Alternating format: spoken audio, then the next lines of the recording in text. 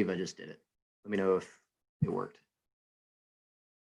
It worked, just waiting for it to load.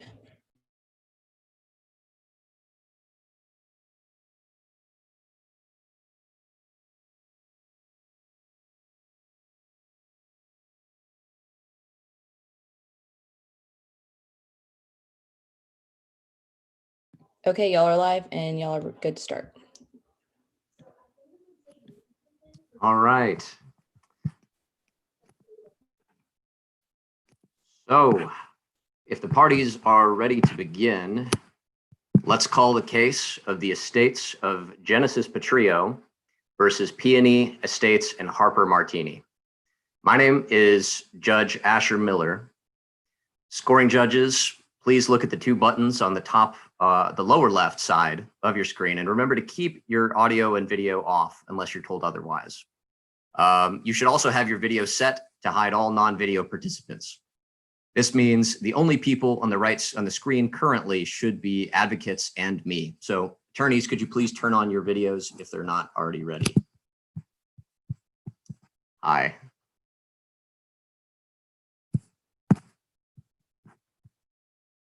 And although this isn't in the script, it is typical. Let's go ahead and do some brief introductions. I'd love for everybody to just introduce themselves very quickly.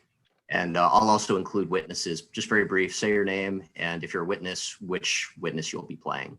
So let's make sure everybody gets their videos on first, though.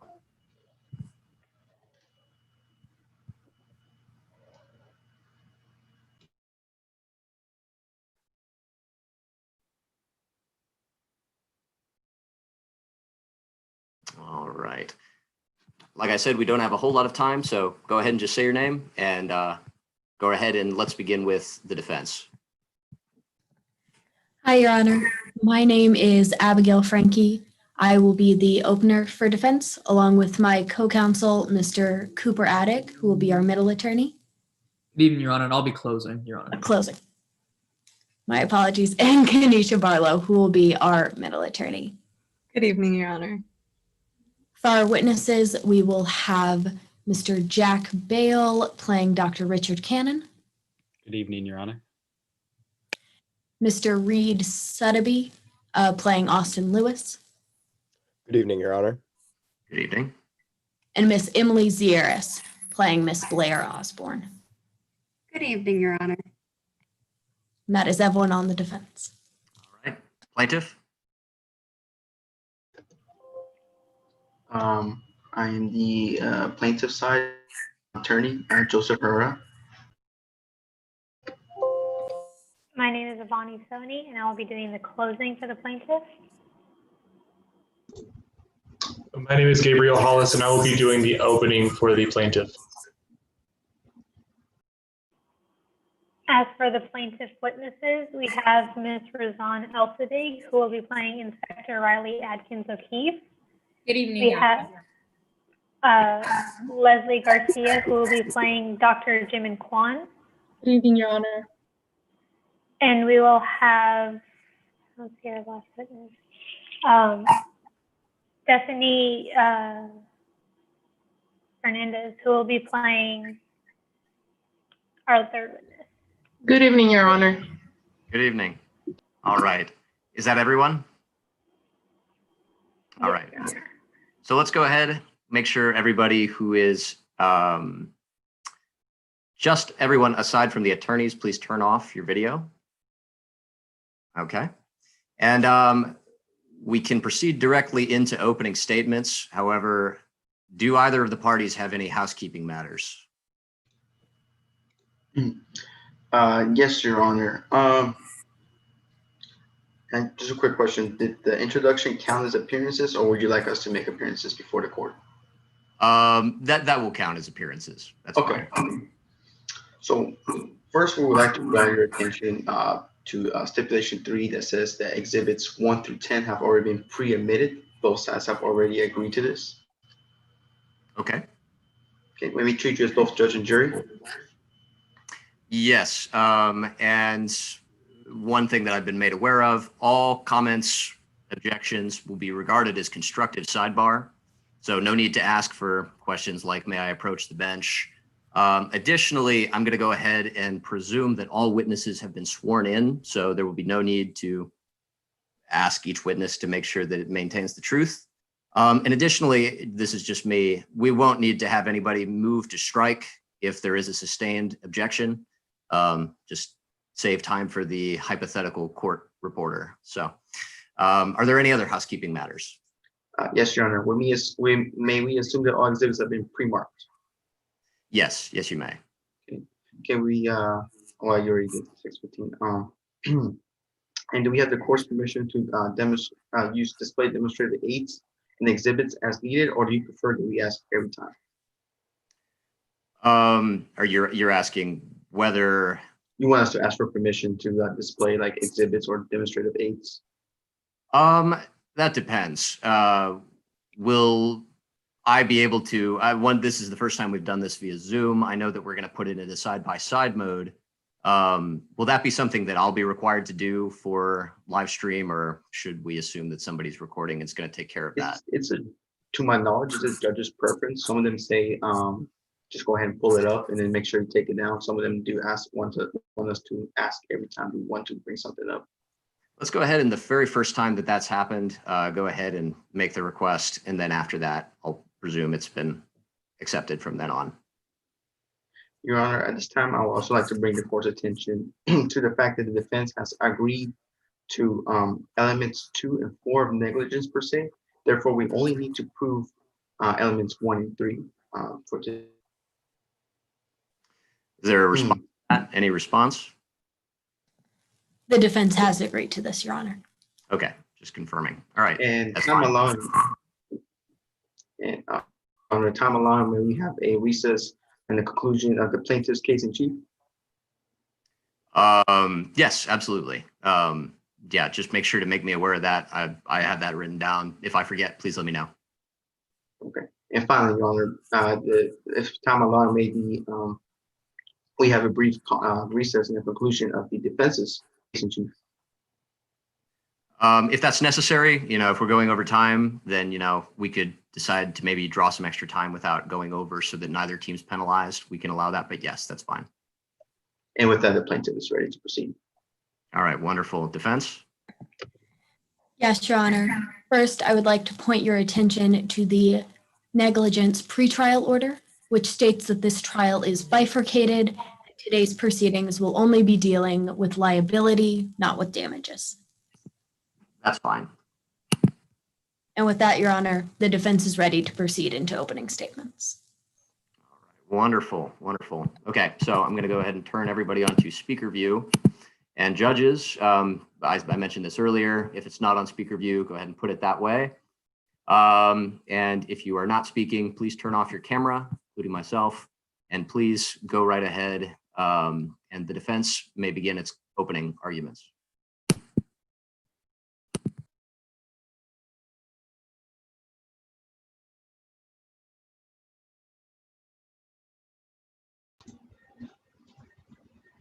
May it please the court. Choices. Ladies and gentlemen of the court, choices are things that we are all familiar with. We make choices in every aspect of our lives. So some choices are inconsequential, like the types of clothes you decided to wear today. But other choices, those choices may have a bigger impact on our lives, such as where we live and who we marry. These such choices are why we are here today. The story of Genesis Petrillo and Casey began with a choice. Both Genesis and Casey made the choice to go to a friend that was, or a party rather, that was hosted by a friend. And it was at this party where they both met and fell in love. They spent several happy years together. And on the day of July 18th, 2018, Genesis made the choice to propose to Casey, the love of his life. Following their engagement, they had made the choice to hold their wedding at Rosie and Pedro Winery. But that was not to be. You see, Casey's mother, Harper Martini, had asked them to reconsider the choice instead and hold their own wedding at Peonia Estates. Ladies and gentlemen of the jury, This is the same Peony Estates we are charging today with negligence per se. And this is the same Peony Estates that has made the choice multiple times, as the evidence will show, to choose convenience over safety of their own customers. After Casey and Genesis made the choice to relocate their wedding to Peony Estates, they also agreed to host all their wedding festivities at Peony Estates. Now, as you may hear throughout the course of this trial today, Peony Estates had previously made several choices that played a role in the events leading up to the reason why we are here today.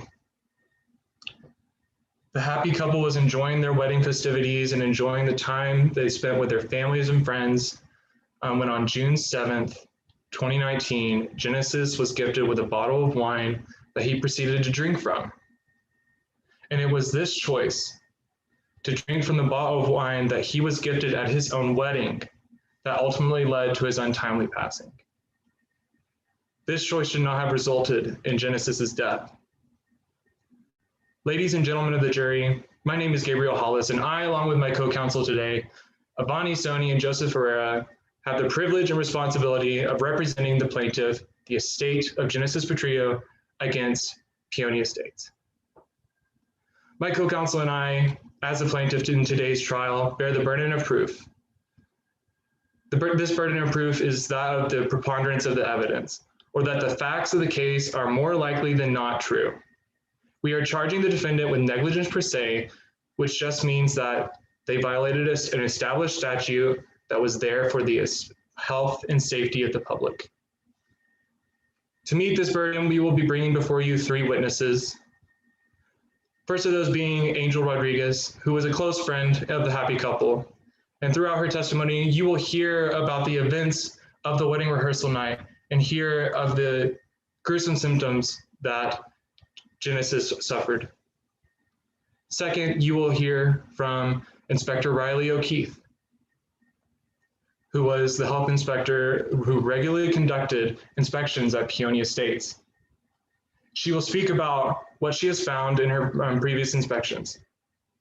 Lastly, we will bring forth Dr. Kwan, who was the emergency room physician who tended to Genesis Petrillo in the moments before his death. Ladies and gentlemen of the jury, let me make this clear. My co-counsel and I stand before you today not to prove Peony Estates is guilty in the death of Genesis Petrillo. Rather, we are here to prove that the burden of proof necessary that Peony Estates should be held liable for the death of Genesis Petrillo. And we trust that the evidence will show you that Peony Estates was negligent in both their actions and inactions, which resulted in this tragedy. Choices, ladies and gentlemen. We trust that you will make the right choice today and you will find Peony Estates liable in the death of Genesis Petrillo.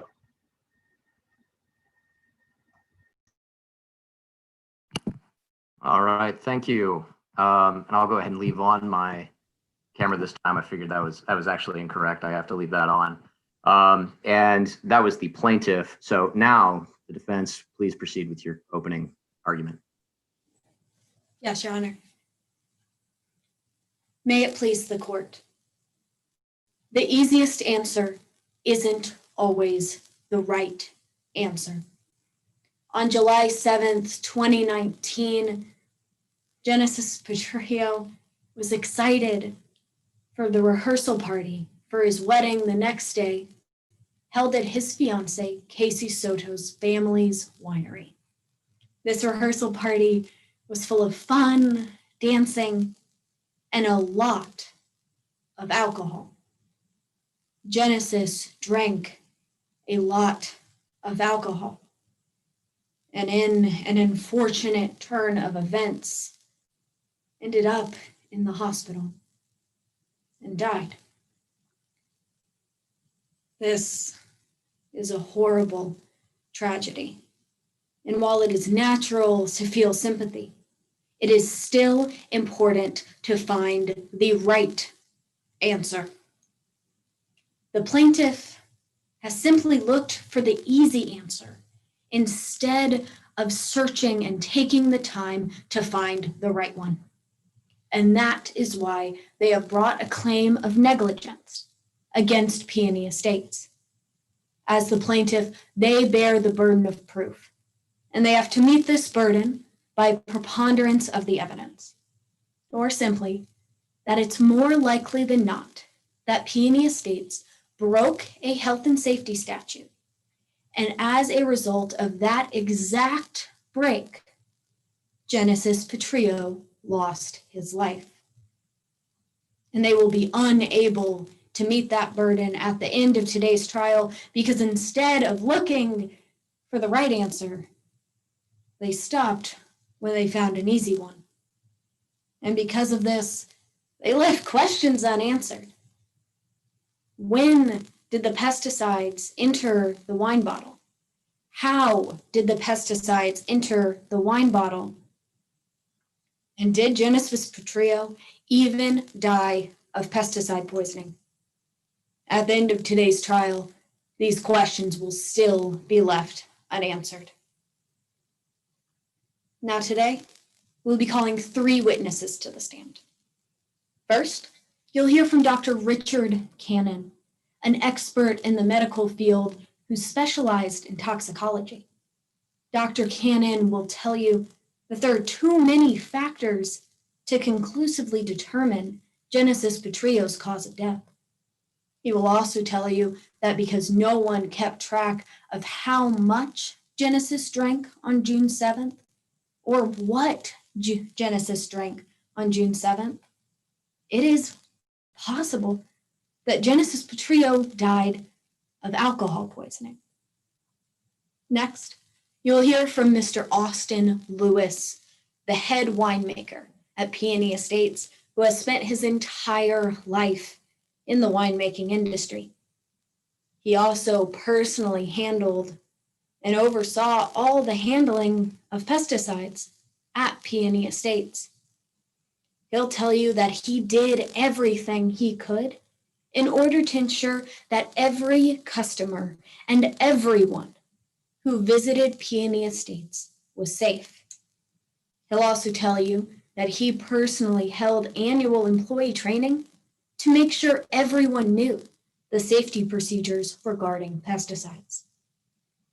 And last, we'll call Miss Blair Osborne, who was the wedding planner who planned the party on the night of June 7th. You'll hear from her that Peony Estates was always up to her standards. And because they were up to her standards for health and safety, she brought clients there. She also spoke to Genesis Petrillo on that night. And while they talked, he was slurring his words and he was stumbling around. Now, the plaintiff would like you to believe in just the easy answer. But throughout today's trial, we will help you understand that we need the right answer. The plaintiff will be unable to meet their burden. And because of that, at the end of today's trial, we will ask you to find Peony Estates not liable. Thank you. Thank you, counsel. All right, so let's go ahead and begin our calling of witnesses. At this point, we will switch back into gallery view. So would the plaintiff like to call its first witness? Yes, Your Honor. The plaintiff calls Angel Gonzalez to the stand. All right. Ms. Gonzalez, you're under oath. At any time, please proceed. Please state your name for the record. My name is Angel Rodriguez. And if I were to show you a picture of Genesis, would you recognize it? Yeah, of course. All right. Permission to display pre-admitted Exhibit 1 for the witness to view.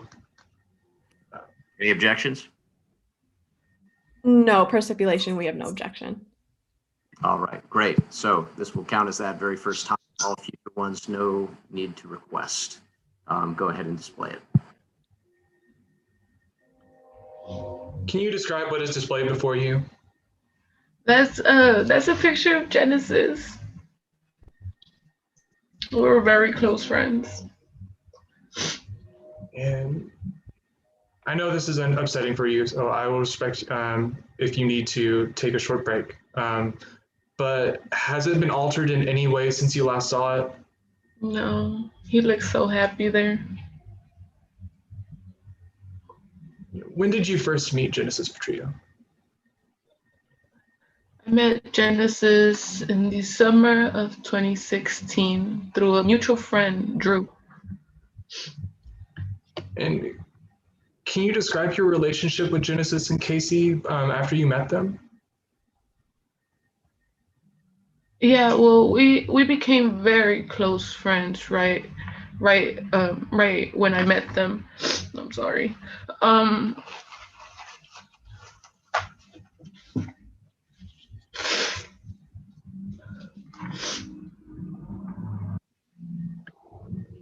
And what happened after that? Well, right after we met, they announced their engagement, and then I had a part in that where we took care of the wedding, their location. We took care of everything: flowers, location, cake. Yes, and did anything change with any of your original plans for the wedding? Well, everything changed after Casey told his mom about the engagement. The location changed. It was at Rosie and Pedro, and it changed to Downey Estates. Right. And that's a pretty major change for Casey and Genesis. What did they decide to do? Ultimately. Well, they decided to change the wedding to Downey Estates. Mm-hmm. And did you come across, or moving on to the rehearsal night rather, did you come across any pesticides during the rehearsal dinner at all? Right when I was walking in the hall, I did see Harper with a bottle of pesticides. It was labeled pesticides, and she was walking towards the kitchen. And moving on to later that evening, what happened after the toast? Oh, right after the toast, it was like a turn of events. Harper offered Genesis a bottle of wine. It was named Cara, I remember, and everyone in the party got a Horizon bottle. Yes, and what did Genesis do with the bottle after receiving it? Well, Genesis, he went straight to drinking it. He opened it up right after he received it. And did anyone else drink from that bottle of wine that Genesis received? Well, I did. I actually, he served me a glass, wine glass, but I spit it out. I really didn't like the taste of it. And at any point during the night, did you notice anything different about Genesis's behavior? Yes, around 11 when Genesis got up to dance, I noticed that he was slurring and he couldn't walk straight. And what happened in the following hour after that? Around midnight, I looked over at Genesis and he was slumped over his chair. So I decided to take him up to his room, and that alone, it took me like 30 minutes. Yes, and were you concerned for their health at this point? It's crazy because if I would have been concerned, I would have said something earlier. But at the time, I just thought he had drank too much. So I just took him to his room and assumed he was just drunk. He needed to get ready for the next day. Yes, and what symptoms was Genesis showing at this point? He couldn't walk. He was slurring. He was vomiting. He couldn't keep anything down. He would drink water. He would throw it up. And Yes, then and eventually he fainted, Yeah. and he told me to call 911. Yes, So I did. I understand that called this the is- ambulance. I understand that this is upsetting for you, but what happened after the ambulance arrived? Well, after the ambulance arrived, I went with him. I still didn't call anybody, but I did call his parents. I just wanted to make sure I called someone, but they didn't answer. In between the time you took Genesis up to his room and called 911, did you call Casey or any other members of the wedding party? I didn't call Casey till the next morning when the doctor told me that Genesis had fallen into a coma. In that case, I had to call Casey and let him know.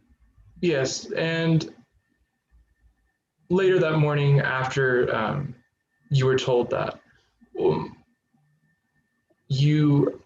what happened after you arrived at the hospital with Casey? When I called Casey and I went to get him and we came back, they had told us that Genesis had died already. Genesis had passed away when I left. So it was too late. Yes. I pass the witness, Your Honor. All right. Does the defense have cross? Yes, Your Honor. All right, please proceed.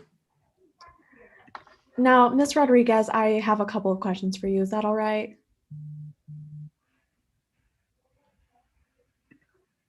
Yes.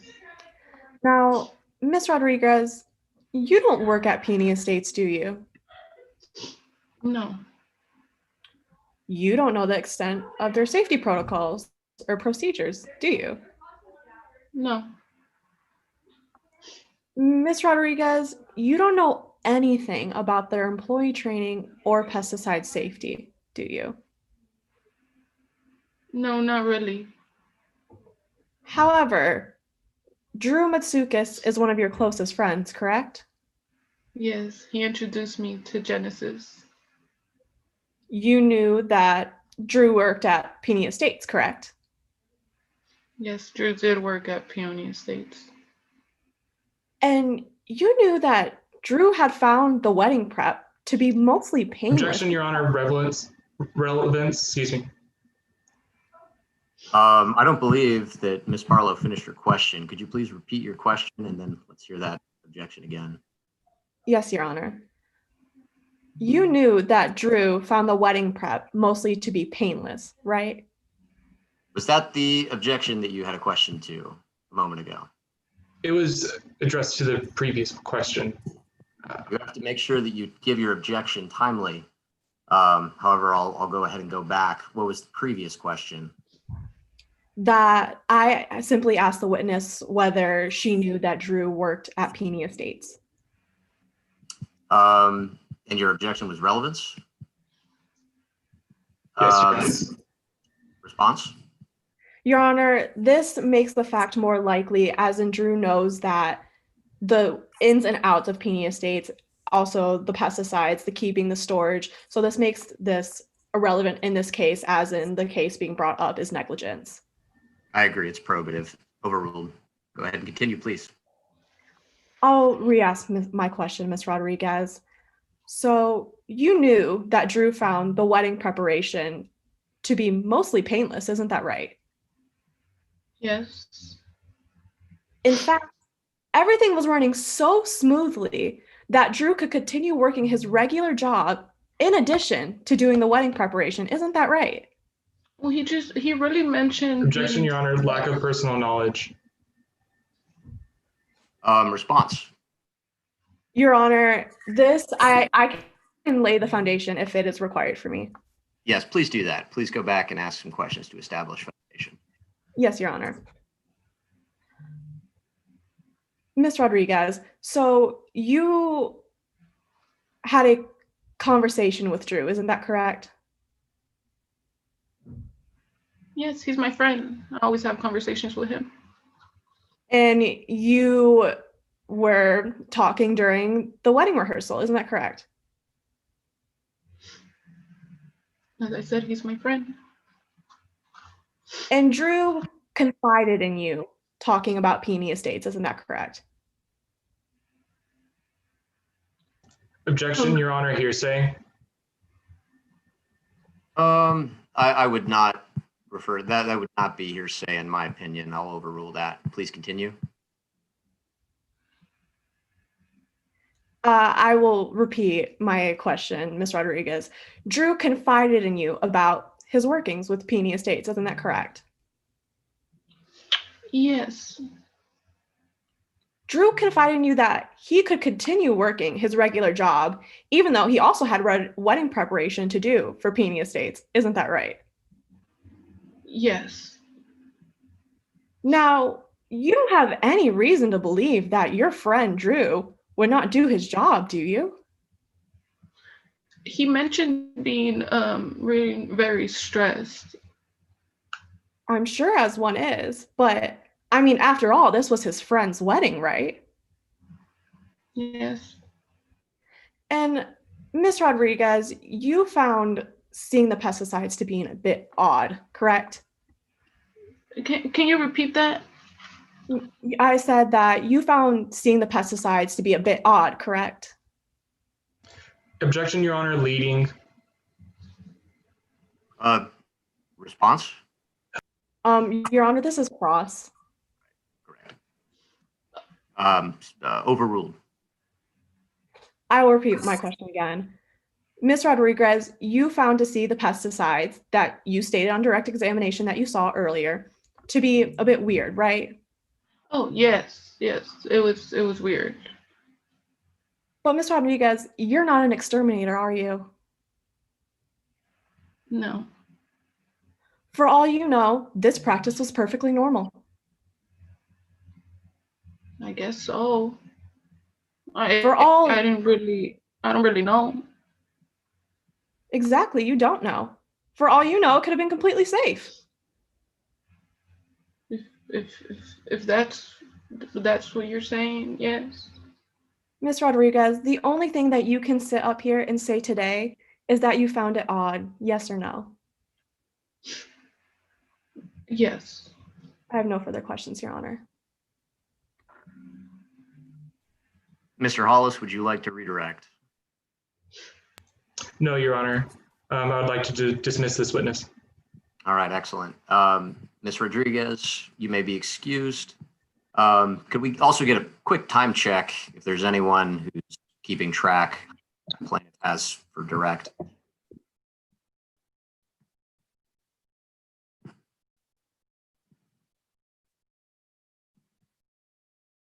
I can do the time check. There's 16:25 left for the plaintiff directs.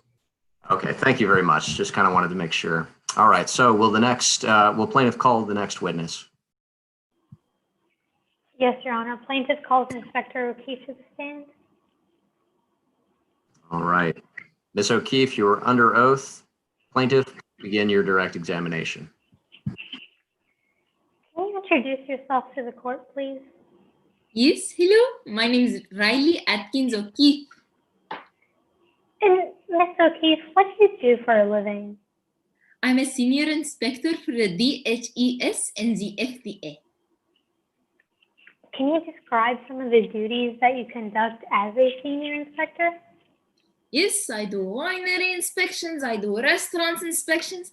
I just make sure everything is done right. So when you bite into a sandwich, all you taste is delicious sandwich. And throughout the course of your career, how many inspections would you say that you have conducted? Wait, around 200. And at any point in your career, did you have to make yourself familiar with the local building or health statutes? Yes, I have to take 2 certification exams. Every 2 years, I have to take the DHES certification exam. The food, it's also known as the DHES Food Service Inspector exam. And why is it so important for you to learn these statutes? Well, it's part of my job. If I can do these inspections, if I don't know these codes, I can't do my job. It's simple as that. And Ms. O'Keefe, can you tell us how you're involved in the case at hand today? Yes, I did inspections for Peony Estates between the years of 2015 and 2019, where they were in violation of statute. What statute were they in violation of? Ooh, it was Midlands Code 12-100. It's a health and safety statute. Earlier, you had mentioned that you conducted inspections at Peony Estates. Can you talk a little bit about the first inspection you conducted there? Oh, yes. This one was way back in 2015, November of 2015. I go in and I do an inspection. I didn't really find much violation except one. And what was that one thing that you found? Objection, Your Honor. To Rule 404, improper character evidence. May I be heard? Please continue. Yeah. Yes, Your Honor. This is inadmissible character evidence under Rule 404 because the testimony is going to go towards that because Peony Estates broke a health violation all the way back in 2015, that they then were more susceptible to breaking a health violation in today's proceeding. And therefore, this is going towards propensity and is inadmissible character evidence under Rule 404. All right. Response? I'm just laying some foundation for further questions down the line. Okay. For now, sustained. Please rephrase. Yes, Yes, Your Your Honor. Inspector O'Keefe, can you talk about a little bit about what you had found that day?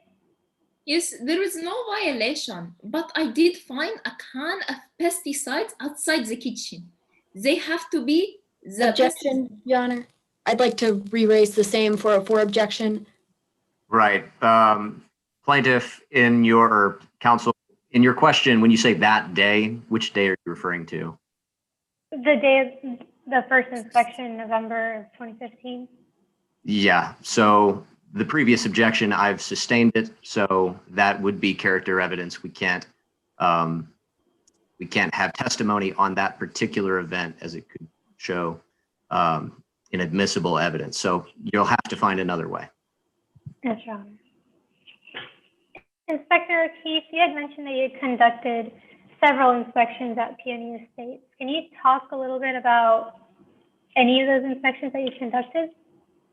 Well, I conducted quite a few inspections. I did one in 2015, I did one in 2018, and then I did one in 2019. And can you talk a little bit about the inspection that you conducted in 2019, please? Yes, I can. This one was May 8th of 2019. Before the previous inspections didn't really have no violation. I just kept on warning them about the usages of pesticides. But this one. Objection, Your Honor.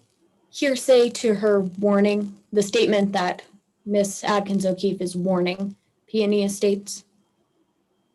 Response?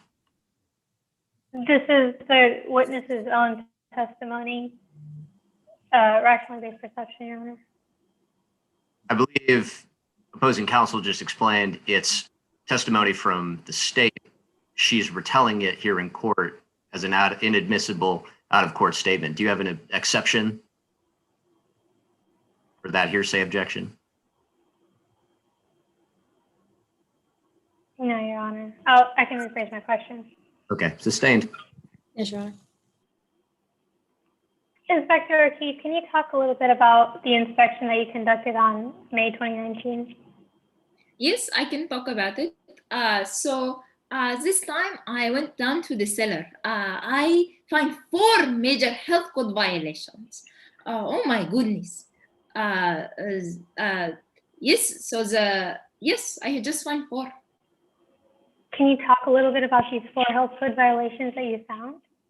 Well, the first one was the employees did not understand the importance of keeping pesticides 50 feet away. They didn't know that, and it's very important. You mentioned a very specific number of 50 feet. Why is that important? Well, if it's 50 feet away, if it's over there, there's no cross-contamination over here, you know? If it's 50 feet away, there's no cross-contamination. And you had just listed one of the violations you found. What were the other 3 you found that day? Well, the next one was they had problems with their drainage system. It was not working properly. Another one was the pesticides were not 50 feet away. No, they were 30 feet away. They were right next to the wine. And what was the last violation that you found? Oh my goodness. This one, I saw a bottle of Cara wine right next to a can of pesticides. I saw the wine and I was like, oh, it looks so good. And then I look over and it had pesticides next to it. And I was like, oh, no. What was the result of all of these violations you found? Well, I was like, I'm sorry, these are big violations. So I have to put them on probation. What does it mean when you put a winery on probation? It just means in 45 days, I have to come back and do a surprise inspection. And if they don't pass, I have to shut down. I'm sorry. Were you ever able to come back and do the inspection within 45 days? No, because Petrillo died. I pass the witness, Your Honor. All right, defense, please proceed. Yes, Your Honor. Now, Ms. Adkins O'Keefe, you visited the winery on May 8th, 2019, correct? Yes. And you found the cellar to be free of health code violations. May 8th of 2019? Yes, Ms. O'Keefe. I find 4 health code violations. But those violations weren't in the cellar. I'm very confused. Oh yes, the cellar. Sorry. Yes, I get confused between the bottling area. I'm sorry, I'm Muslim, so I don't know much about the alcohol. So there were no health code violations in the cellar, correct, Ms. O'Keefe? In the cellar, yes. There were also no health code violations in the vineyard. Yes, there was no. But you did find 4 health code violations, as you said on direct. Yes. And this means you put Peony Estates on probation. Yes, I did. However, under probation, they can still create wine, can't they? Yes, these are the rules. I don't make them. I just follow and I just tell them the rules. They can still bottle wine, can't they? Yes, but again, it's a slap on the wrist. And Peony Estates can still sell wine. Yes, they can. But again, the probation. They're on the probation. Ms. O'Keefe, you would never want anyone to be hurt because of pesticides, right? No, but again, I just follow the rules. It's very sad. It's the rules I follow. My personal opinion does not matter. And if you thought there was a major problem, you would stop the wine production, wouldn't you? Well, I just follow the rules. If the rules say so, then I will stop. But the rules didn't really say so. So no.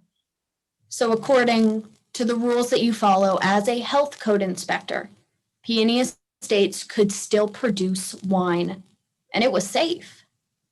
Yes, they can. Thank you, Ms. O'Keefe. No further questions at this time, Your Honor. All right, thank you. Plaintiff, do you have a redirect? Yes, Your Honor, very brief.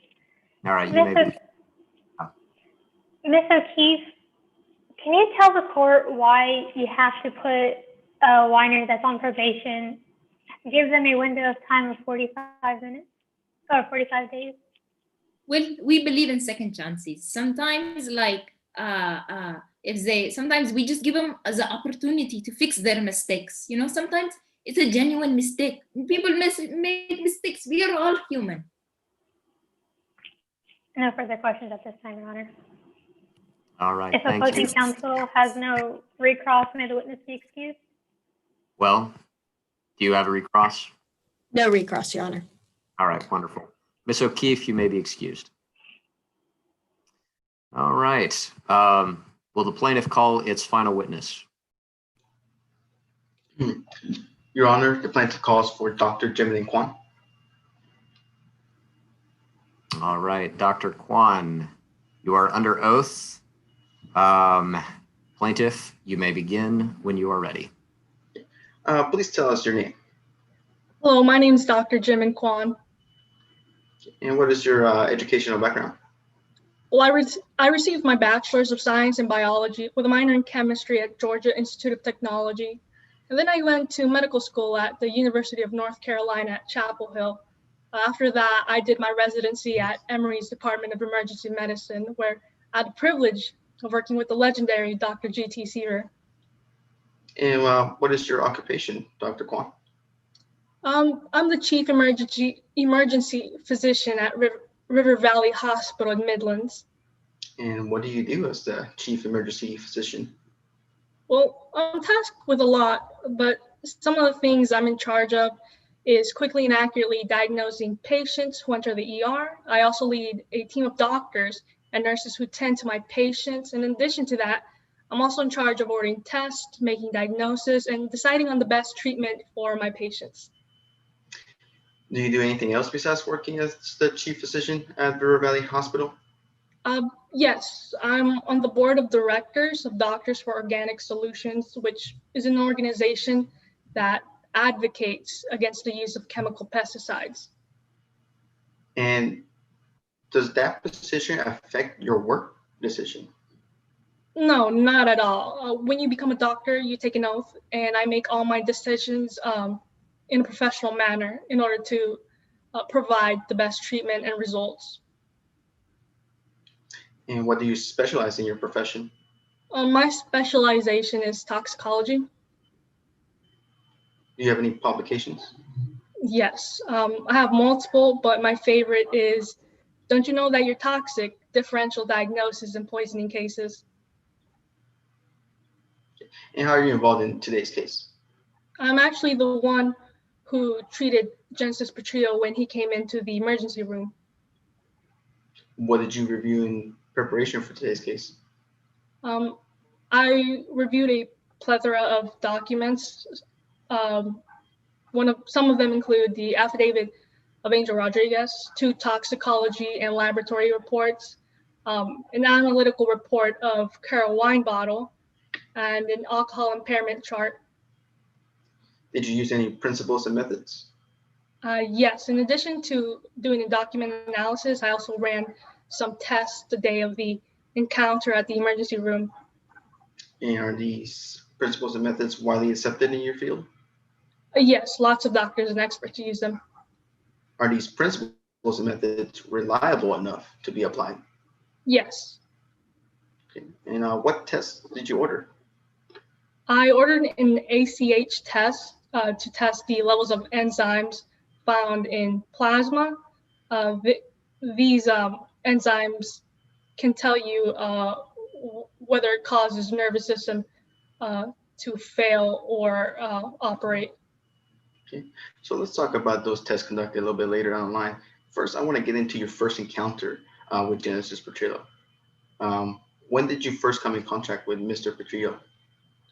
Yes, Mr. Petrillo came into the emergency room on June 8th, 2019, early in the morning. And who first brought Mr. Petrillo to your attention? Well, Mr. Petrillo came in with EMTs, but along with the EMTs was one of his friends, I believe Angel Rodriguez. They seem intoxicated. Okay. And what were your initial thoughts when encountering Mr. Petrillo? Initially, well, Angel Rodriguez actually gave me a quick summary of why Genesis Petrillo was in the ER.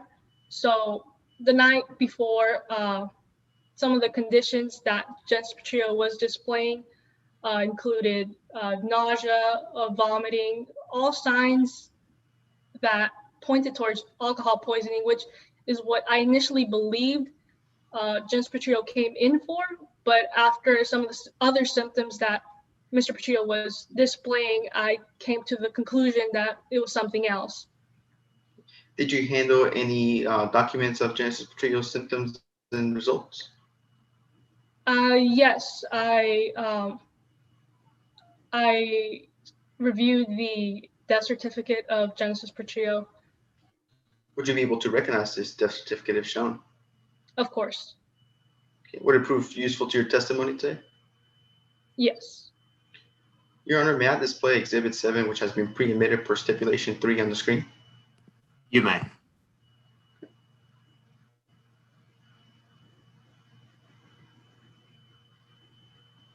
Okay. There we go. What is that presented on the screen? It seems like it's the death certificate of Mr. Petrillo. Is this a fair and accurate copy? Yes. Has it been omitted? Has it been modified in any way? Not to my knowledge. Okay. And at this point, what did you suspect may have caused Mr. Petrillo's symptoms?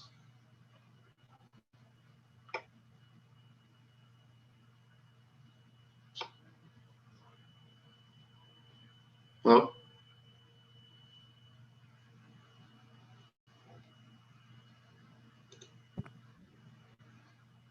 Dr. Kwan, did you hear counsel's question? I think she's lagging a little bit. Oh. If we can get time for this. Other than us. Oh, there we go. She's coming in and out. Don't worry. Are you guys able to hear me? Yes, now we can. Let's try one more time. Okay, I'll re-ask my question. At this point, what did you suspect may have caused Petrillo's symptoms? I believe there was ingestion of some kind of toxin other than alcohol. Did you notice any new symptoms?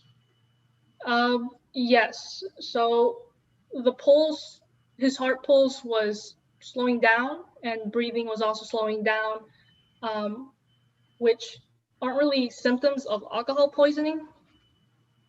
And how does one contract organophosphate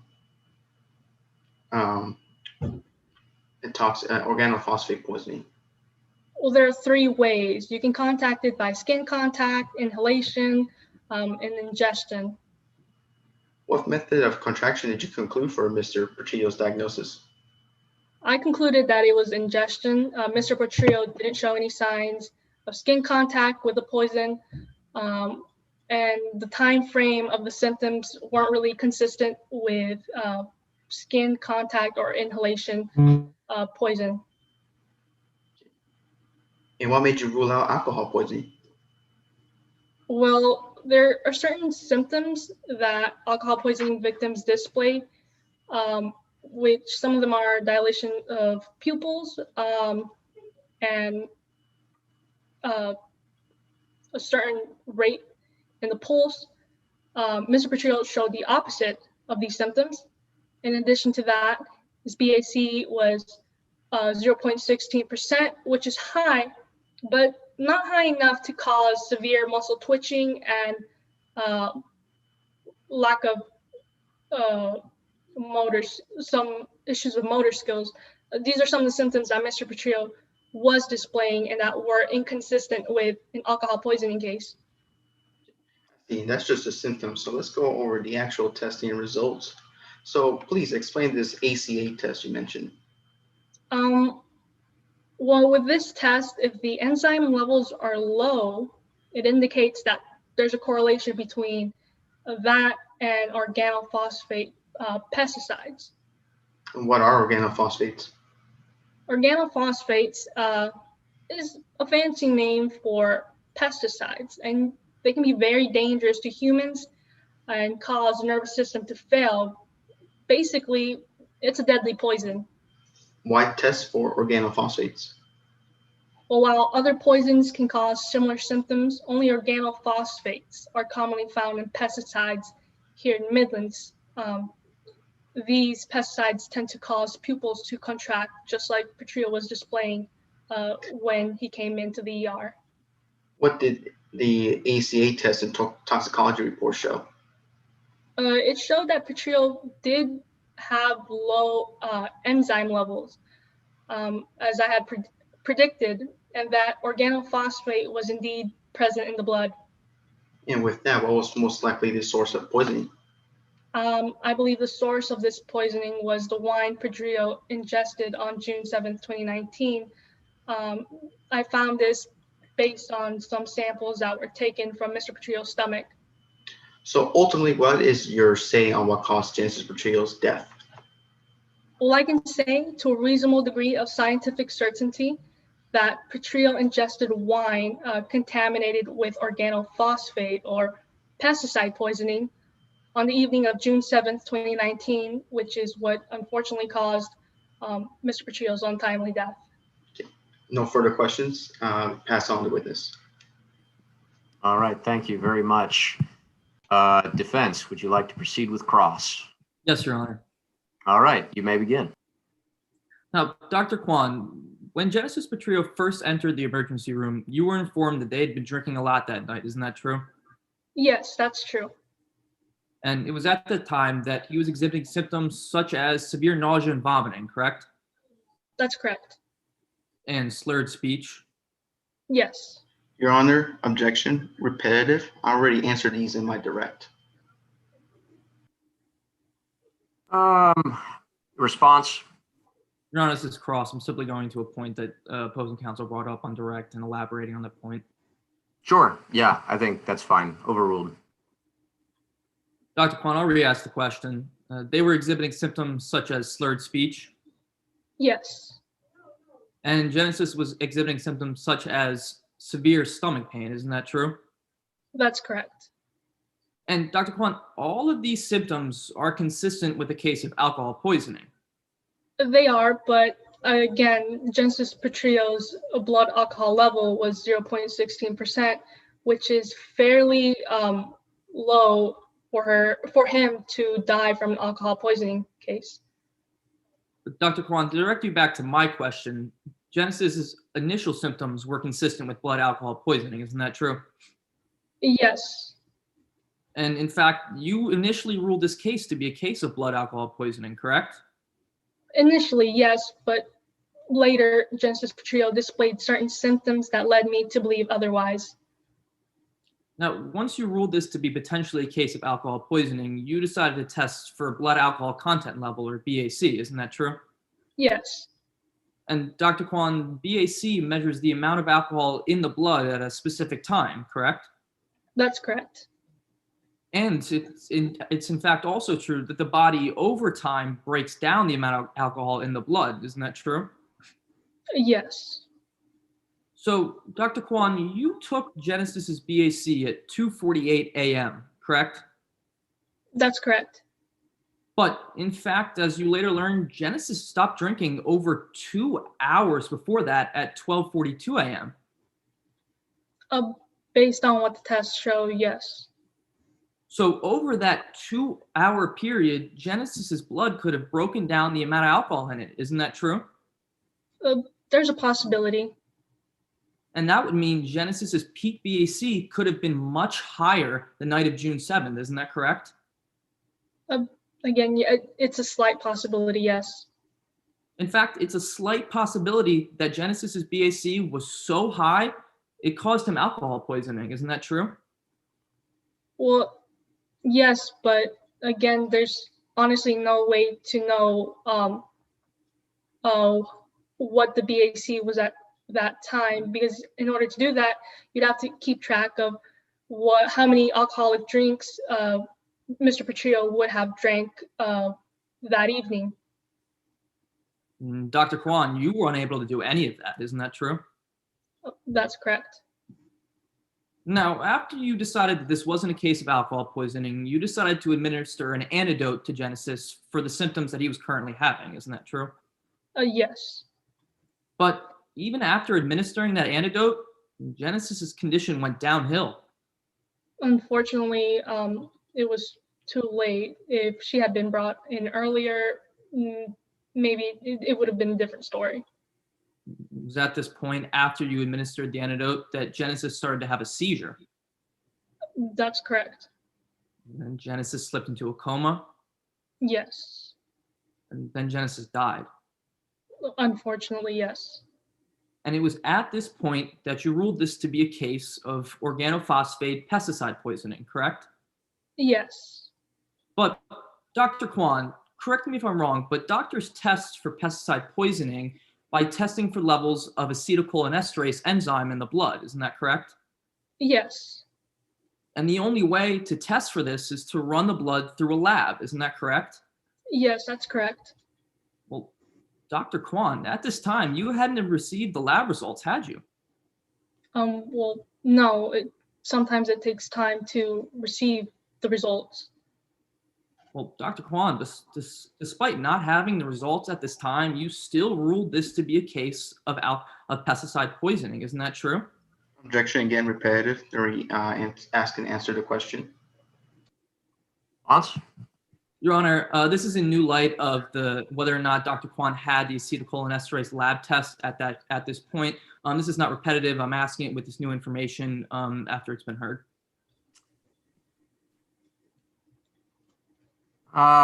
It's asked and answered. Go ahead and proceed. I think we get the general idea. Yes, Your Honor. Now, Dr. Kwan, you have a lot of experience with pesticides, correct? I do. In fact, as you mentioned, you're on the board for Doctors for Organic Solutions. Isn't that true? Yes, that's correct.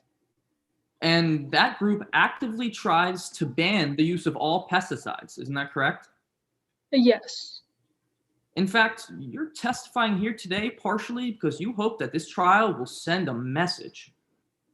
Partially, but I'm here as an expert first, as a medical professional before advocating for any of that. But Dr. Kwan, you're here because you're hoping, in part, that this trial will send a message to legislators to ban the use of all pesticides. Isn't that true? To a certain degree, yes. Thank you. No further questions. All right. Will there be redirect? There's no redirects. If the opposing counsel doesn't have any recrosses, can my witness stand down?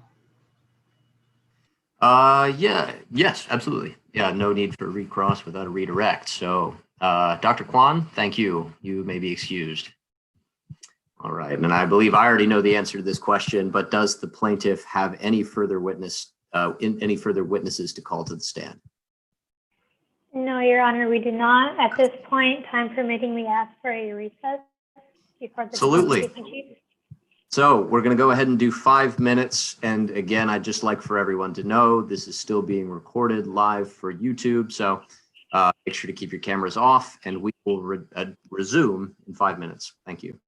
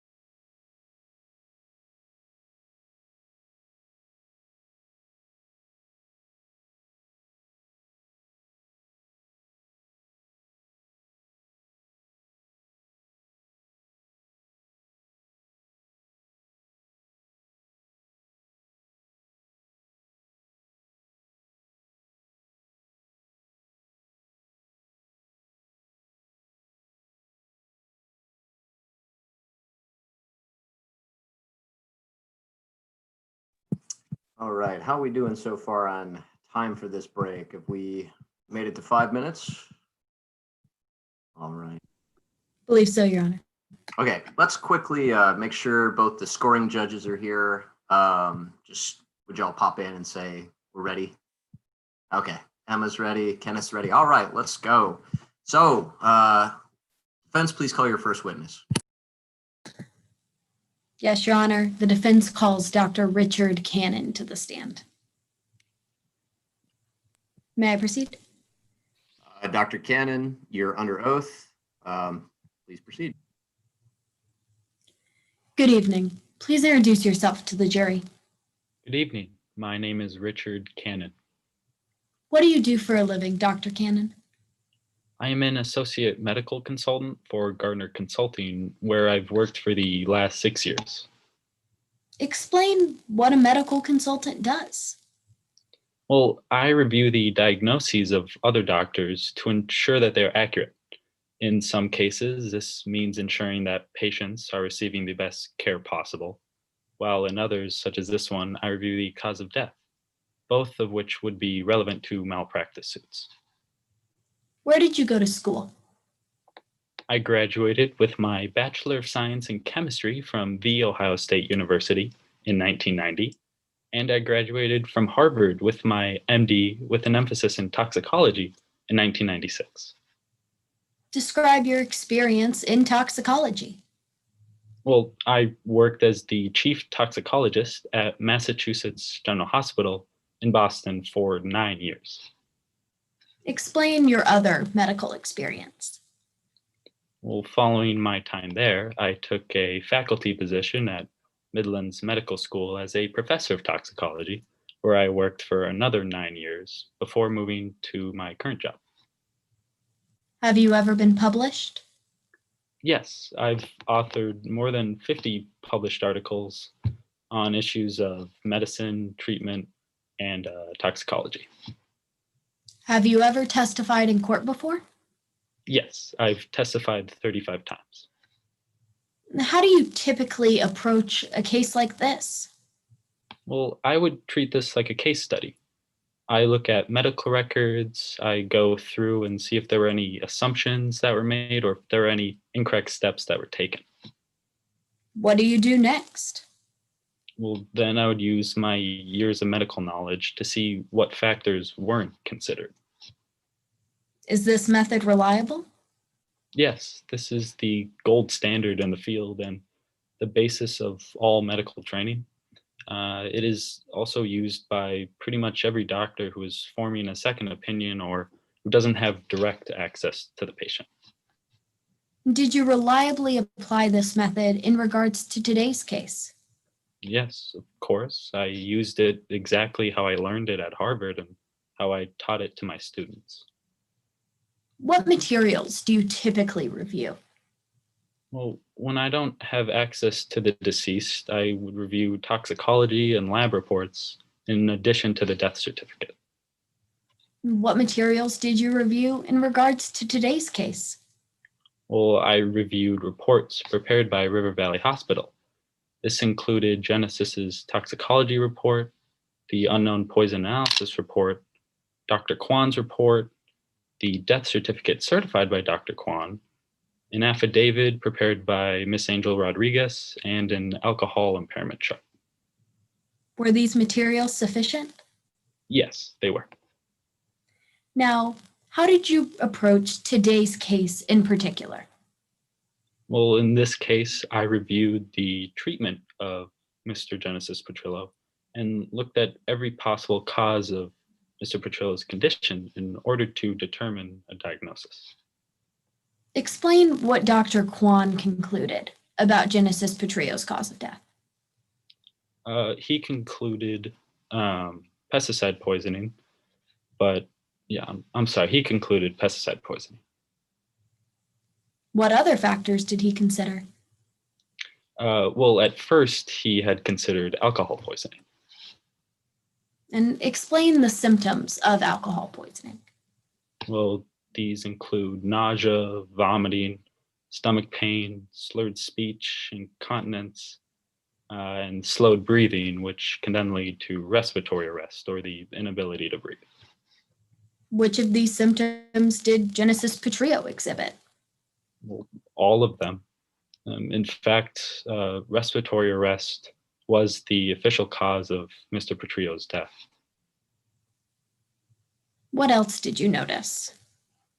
Well, I noticed that Dr. Kwan took Mr. Petrillo's blood and tested for alcohol concentration.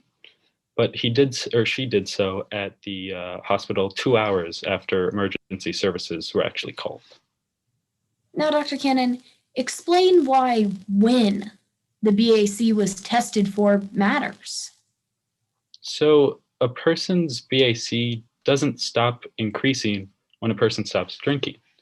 It'll keep increasing until their body has finished absorbing the alcohol, and then it will begin to decrease. How does that apply to this case? Also, at the time that Dr. Kwan measured Mr. Petrillo's BAC, it was most likely in the period of decline, meaning that if it had been tested when Mr. Petrillo had arrived, we would have a much more accurate measurement of Mr. Petrillo's peak BAC. What was Mr. Petrillo's peak BAC? Well, without a full accounting of every alcoholic beverage that Mr. Petrillo consumed that evening, including amounts, times, and percentage of alcohol, it's impossible to determine Mr. Petrillo's peak BAC. What BAC did Dr. Kwan measure? Objection, Your Honor. Improper opinion. Response? Your Honor, Dr. Cannon has met all the qualifications under 702 for a proper expert opinion. He has the qualifications under prong A. He has detailed that the materials were sufficient, which satisfies prong B. He has stated that his method was reliable, which fulfills prong C. And he also has stated that he applied this method reliably in regards to today's case, which fulfills prong D. Therefore, Dr. Cannon is qualified to testify as an expert under Rule 702. Mr. Hollis, that appears to be the case. Do you have any exception to those findings, to that statement by opposing counsel? It appears that she has laid the proper foundation for him to testify whether it's possible or impossible to make that finding on the medicine or on the, the ultimate physical cause of death. So I think I'll go ahead, continue. Yes, Your Honor. Dr. Cannon, I'll re-ask my question. What BAC did Dr. Kwan measure? A 0.16%. Was this consistent with Mr. Petrillo's symptoms? It was consistent with many of the symptoms, but not all. What about the rest of the symptoms? Well, Mr. Petrillo exhibited symptoms that are also consistent with a BAC of 0.3%. What symptoms were those? Incontinence or involuntary urination or defecation, and loss of consciousness and inability to stand or walk. And what BAC are those symptoms consistent with? Those would be more in line with a 0.3% BAC. And is a 0.3 BAC significantly harmful? Yes, 0.3% could very well lead to death. So Dr. Cannon, explain what you concluded about alcohol poisoning as a potential cause of death. Well, I concluded that it could not be ruled out. Now, Dr. Cannon, how is an organophosphate poisoning case treated? It would be treated with an antidote. Was an antidote administered in this case? Yes, Dr. Kwan administered an antidote. Did it work? No, it did not. Mr. Petrillo fell into a coma almost immediately after it was administered. So would we be able to know for sure if organophosphates were the cause of death? No, the results are inconclusive. Dr. Cannon, explain what you concluded about Genesis Petrio's cause of death. Well, there are too many uncertainties as to what caused or could have led to Mr. Petrillo's death, and as such, there are no conclusive answers that can be reached as to what exactly caused Mr. Petrillo's respiratory arrest. Thank you, Dr. Cannon. No further questions at this time, Your Honor. All right. Mr. Hollis, you ready for cross-examination? Absolutely. All right, you may begin. Good evening, Dr. Cannon. You work for Gardner Consulting Incorporated, correct? And you came to work in this case after the defendant requested your services, right? Correct. Sorry to interrupt. Dr. Cannon, make sure that you say yes or no. Nodding of the head, shaking, that won't be sufficient. The hypothetical court reporter. Sorry. And I'll go ahead and repeat my question. You came to work in the case after the defendant requested your services. Yes. And who are you? Sorry. One of Gardner's Incorporated biggest clients is Detsky Roach and Rodent Killer. Isn't that right? Yes.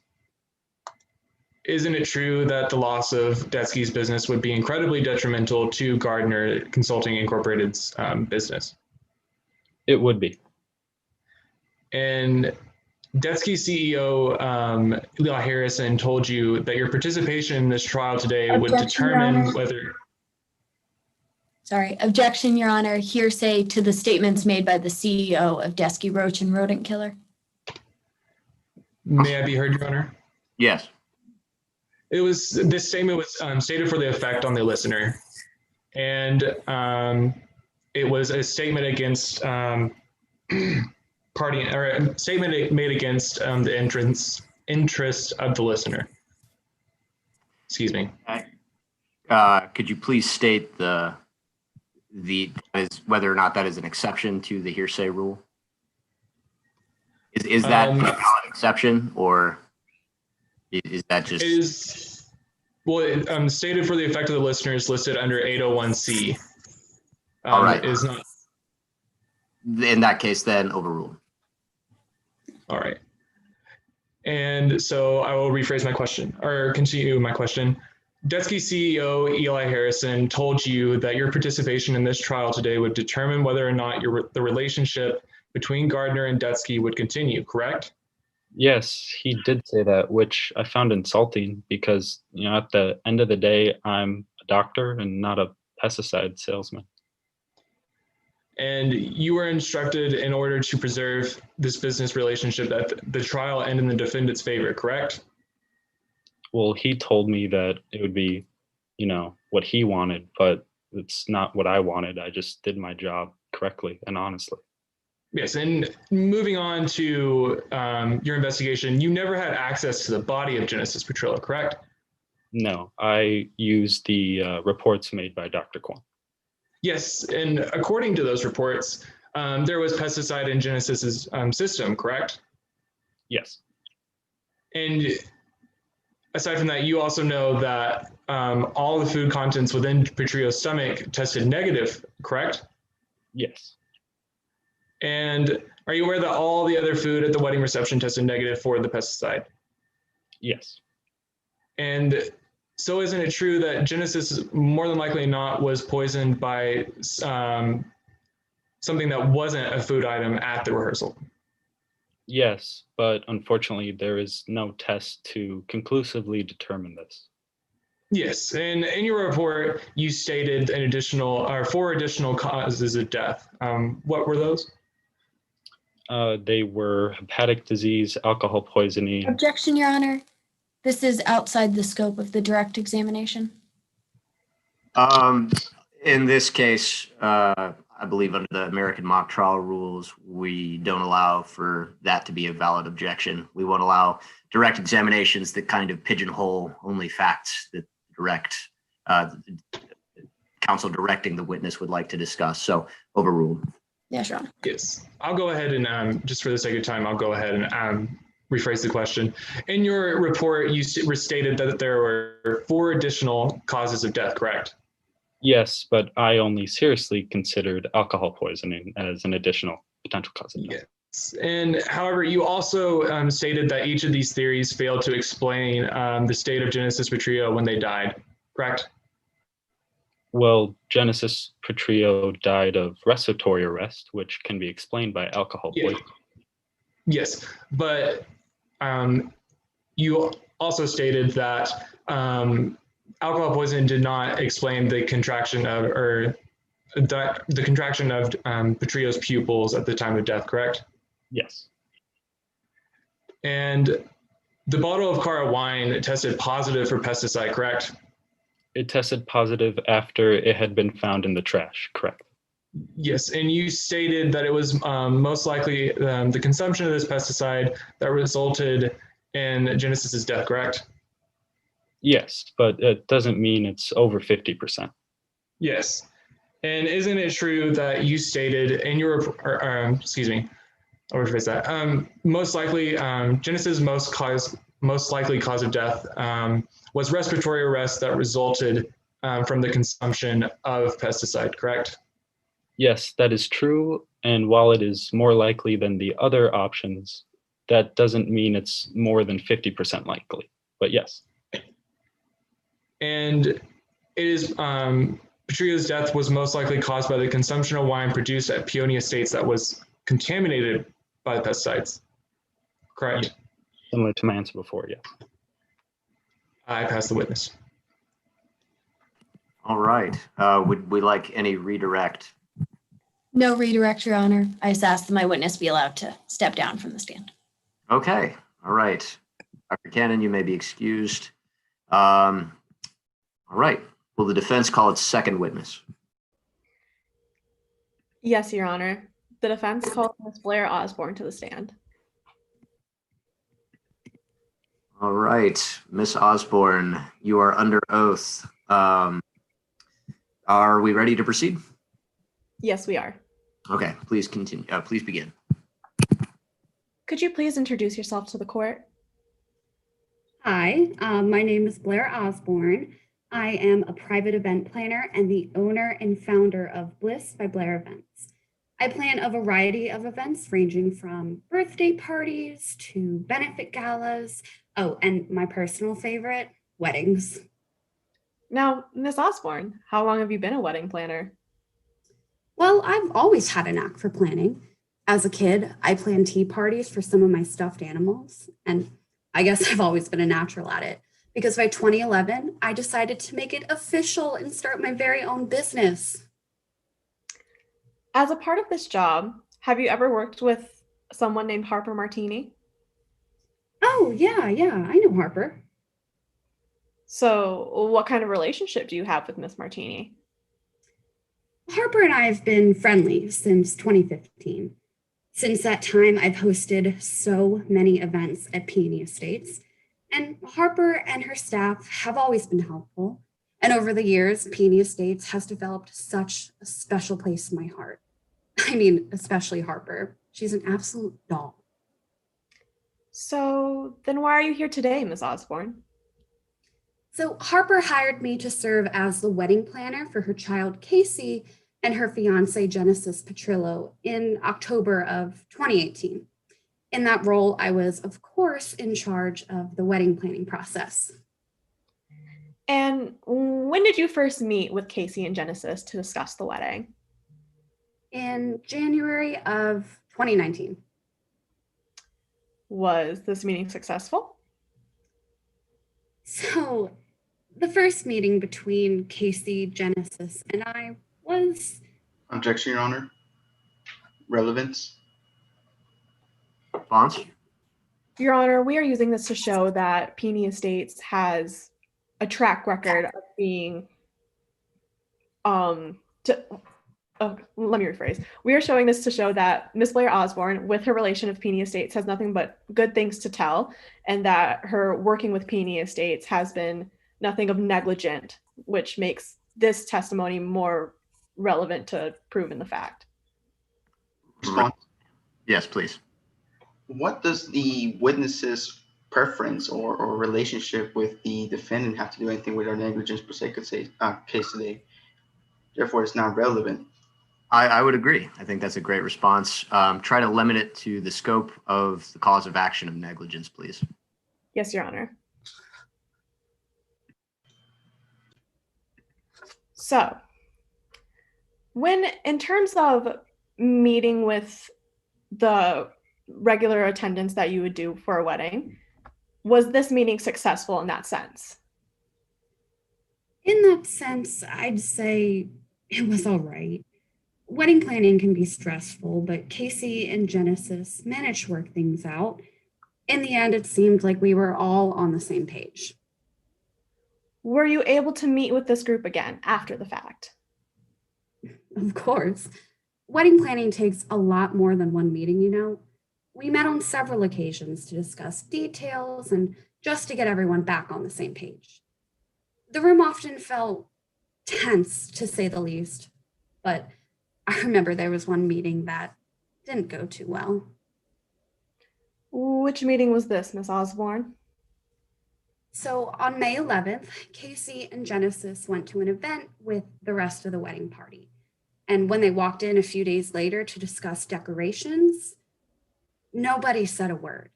I mean, quite honestly, it was pretty awkward. Why do you say that, Miss Osborne? Well, I was going on and on about the different floral arrangements. I mean, I even threw in sunflowers just to see if I could get a reaction. But no one said a word. And then all of the sudden, and I mean like super randomly, Harper just pulled out her phone and started playing a message that Genesis had left her. Your Honor, objection, relevance. What does the personal relationship between the witness and the defendant have to do with this negligence per se case? Any response to that? Your Honor, right now, I'm just trying to lay the foundation of why this wedding in particular was per se different in this negligence per se case. I will sustain the objection, but if you're seeking to prove that, please ask questions directed to that line of questioning, please. Yes, Your Honor. Now, I would like to skip on to more into planning into this wedding, if that's okay with you, Miss Osborne. Of course. Objection, leading. Sustained. Ask the question in an open-ended fashion, please. To the best of your knowledge. It wasn't even a question. I'm so sorry. Continue. Thank you. To the best of your knowledge, were there any outbursts at future meetings that in relationship with Peony Estates and the employees that work there? No, I made it crystal clear to them that that is not how I do things. Were your preparations able to keep on for the rest of the rehearsal? Objection, leading again. Yes, sustained. Just try to ask it in an open-ended fashion, but it's okay if it's a little leading. Yes, Your Honor. I'll rephrase the question. Now, how was everything else when planning the rehearsal, Miss Osborne? Well, everything was right on track. When I plan weddings, I like the whole process to stay in tip-top shape. And that's a guarantee at Bliss by Blair. I was determined to make sure that this wedding was no exception. And you know, normally Peony is pretty good with this stuff, so I wasn't Objection, Your Honor. Speculation. There's no way for the witness to know if something's gonna go flawlessly or not. Absolutely. Any response? I'm sorry. I think I cut out. Can I hear what the objection was again? I believe the objection was to speculation. Whether or not it would go well is not something that the witness can comment on. Do you have a response? Yes, Your Honor. Miss Blair Osborne this is under 701A, this witness's rationally based perception, as she has worked with Peony Estates a number of times. So she typically knows what the regular in and outs of Peony Estates is. So her presumption of whether if this will go well is based off that rationally based perception. Okay, I will overrule the objection and try to keep the questions again limited to the scope of the cause of action of negligence, please. Yes, Your Honor. So Miss Martini, has there ever been anything bad in your case to happen at Peony Estates when it comes to event planning? Objection again, leading. Sustained. Continue, please. Just rephrase it. Miss Martini, Miss Osborne, my bad. How is your time with planning events at Peony Estates? Objection, leading again. That's not a leading question. No, how is fine. It's a qualified open-ender. Okay. So normally when I plan many events, like I said, at Peony Estates, everything was in tip-top shape. I am a very good event planner, and Peony Estates is no exception. They normally do this stuff really, really well. And Miss Osborne, when you say normally do very well, I'm sorry, let me rephrase the question. Miss Osborne, when you say this, how was this also happening during the wedding? Oh, yeah. I mean, normally when I do plan my weddings there, unfortunately, we know that the wedding was canceled in this case. Normally, Peony is really good with these things. They follow all the rules and they seem pretty professional to me. Objection, Your Honor. Under relevance, if I could bring your attention to a case law, Campbell v. Omer. The defendant cannot be absolved from liability by just simply following the standards. Well, this is a, response. Your Honor, as we're stating here, my witness has worked with Peony Estates a number of times, and she regularly knows what her standards are and what the correct standards are for, in this case, of negligence per se. So if this is being violated, my witness would be able to know and point out if there was anything different of what the plaintiff is trying to accuse Peony Estates of. Your response, Honor? No, I'll go ahead and overrule the objection. It is relevant. This is negligence per se. So we do look at the standards that the company sets for itself. So you may continue. All right, Ms. Osborne. Now I'd like to move on to talk about Genesis that night. When was the last time you saw Genesis that night? It was right before I left to go home. He was at the cocktail station. And about what time did you see Genesis at the cocktail station? I remember it was about midnight, because, once the clock strikes 12, I always feel like I'm gonna turn into a pumpkin or something. And when you saw Genesis at the cocktail station, how did he seem to you? He was loud, stumbling around the party, and I think trying to dance. He certainly seemed to be drunk, and I remember thinking that he'd have a bad hangover in the morning. Objection, speculation. There's no way for the witness to have known this, and also to know if he would wake up with a hangover. Response, Your Honor? Yes. Go ahead, respond. My witness is an event planner and was there for the entire night of the rehearsal dinner. As we just laid the foundation, she said that he was trying to dance, was loud and stumbling around. So we have laid the foundation for under 701A, my witness to say, based off her rationally based perception, that Genesis was drunk. Okay, overruled. Please continue. I'll ask my question again. When you saw Genesis at the cocktail station, how did he seem to you?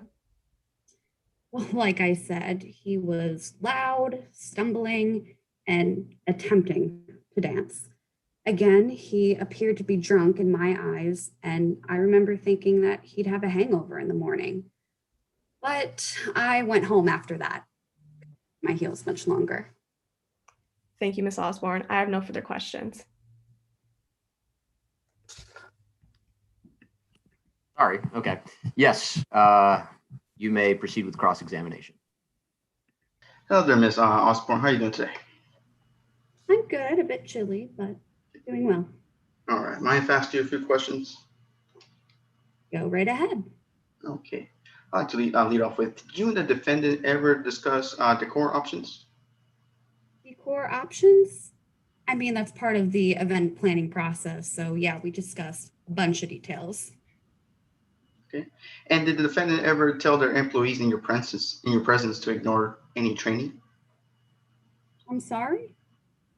I couldn't So hear you. during the meeting, did the defendant ever tell their employees while in your presence to ignore any more training? Objection relevance. I would response. Response, Your Honor, this is relevant as this I'm trying to establish that the defendant did violate a negligence statute and an improper training for their employees. Your Honor, may I respond? Okay. As the opposing counsel has just stated, he was referring to a time of decor, and I do not see how that makes any fact more or less likely that there was negligence happened in this case. I would say that that was the previous question he asked, and I would sustain your objection for that question. However, this current question asks whether or not she's witnessed the defendant tell employees not to follow training, which is relevant. So the objection is overruled. Please continue, re-ask the question. Like I said, and during this meeting, did the defendant ever tell their employees while in your presence to ignore any more training? I believe there was one meeting where Harper picked up her phone and she said the words, like no training, but I didn't know who she was talking to or anything like that. Objection, Your Honor, to hearsay. Response.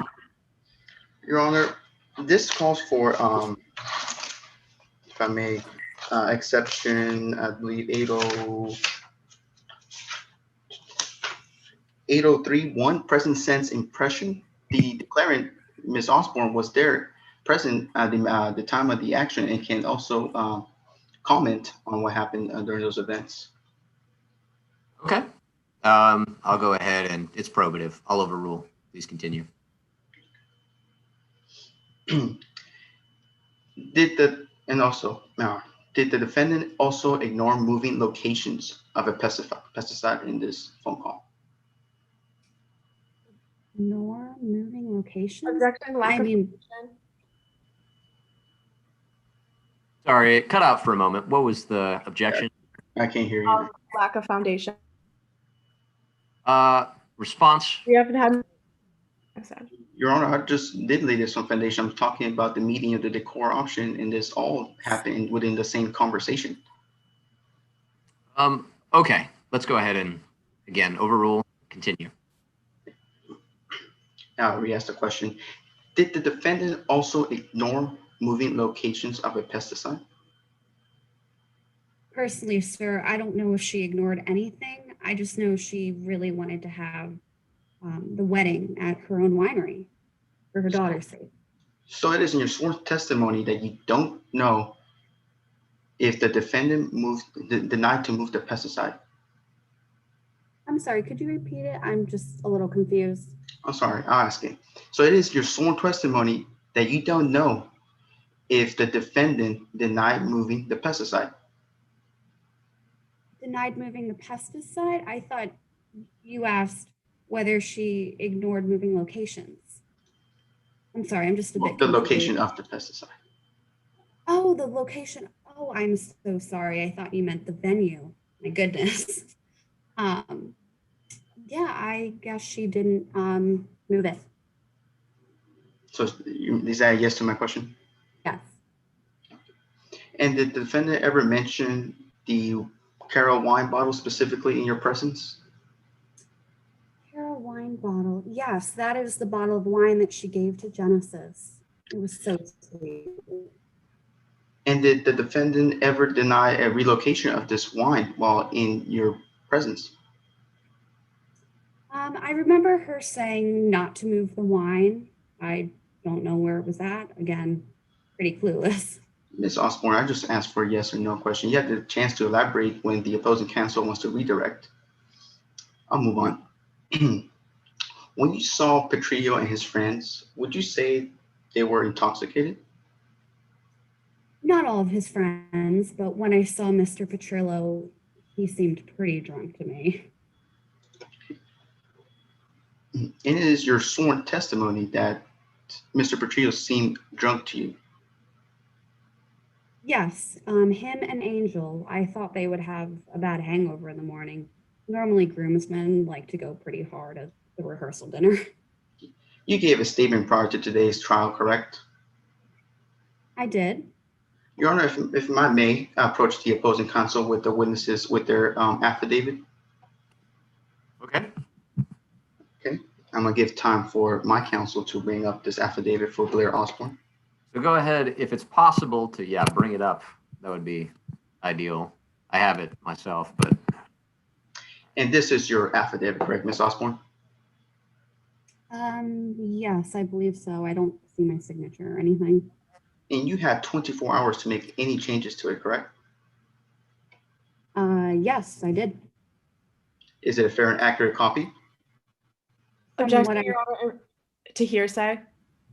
I just asked that opposing counsel please highlight the section of the affidavit that he will be referring to.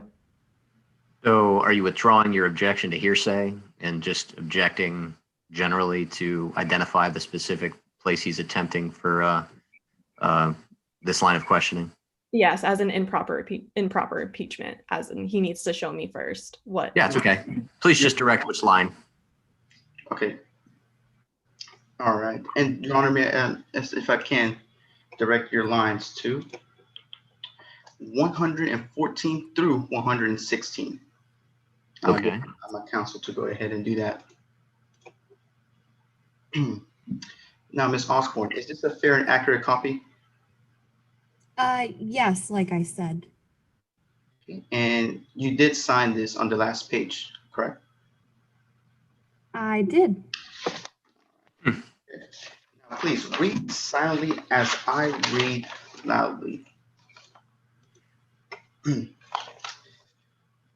Taking by one car to the stations, we set up and asked if any of them needed anything before I headed home. Drew, who seemed very happy and relaxed, but not intoxicated, told me that Genesis and Angel, however, were happy. And I'll go ahead and conclude at that. Does that seem correct to you, Ms. Osborne?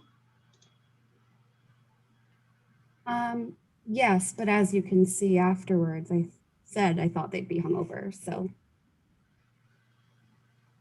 Not true though. Like I said, It's nothing that you will worry about. Yeah, I read that correctly. I've been wedding planner. Oh, I'm sorry. Could you repeat I that? read that part correctly, though. That part, yes, but as you can clearly see right under it, that's where Your I Honor, say that. I retrieve the document from the witness now.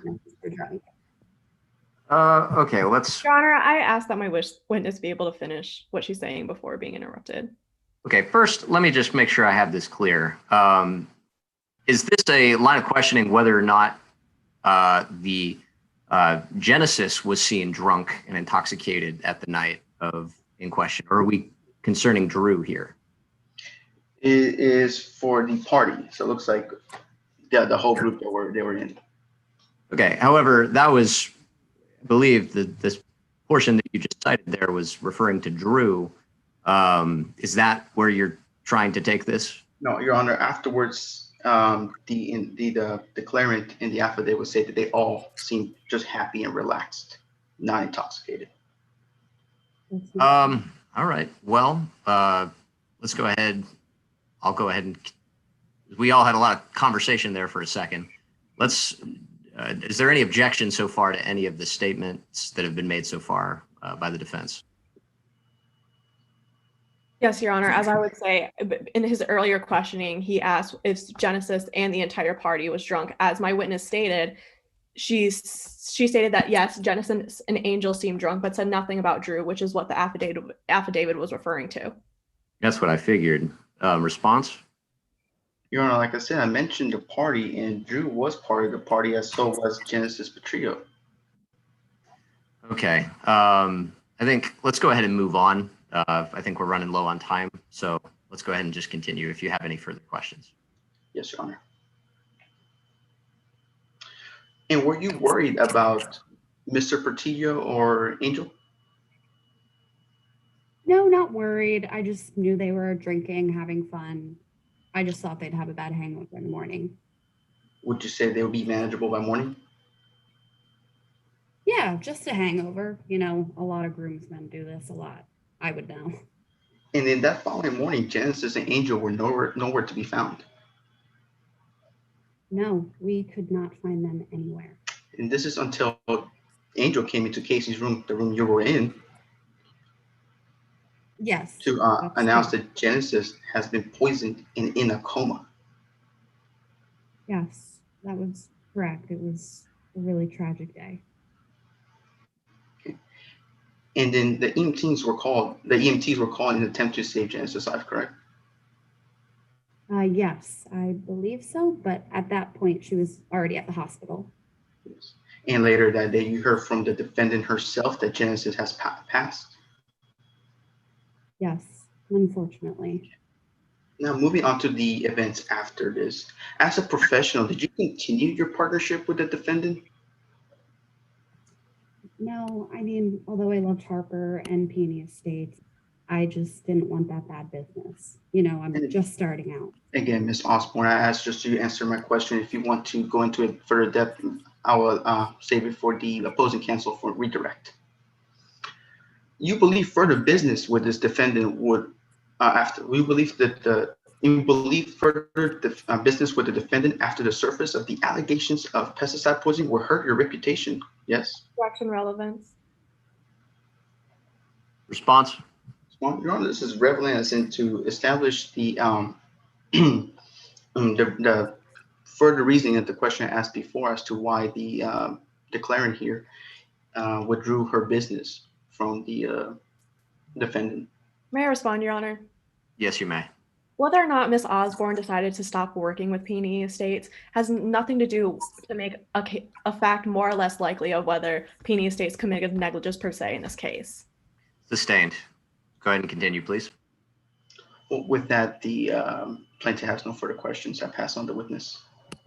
All right, great. Is there any redirect? Briefly, Your Honor. Okay, please continue. Now, Miss Osborne, you said that to you, it looked like Genesis and Angel were intoxicated. Is that correct? Yes. As I said on cross, their friend Drew and their other friends seemed fine, but Angel and Genesis himself, they were stumbling, trying to dance, and I thought that they were drunk. I knew they'd have a bad hangover in the morning or something. No further questions, Your Honor. Recross. No recrosses this time, Your Honor. Okay.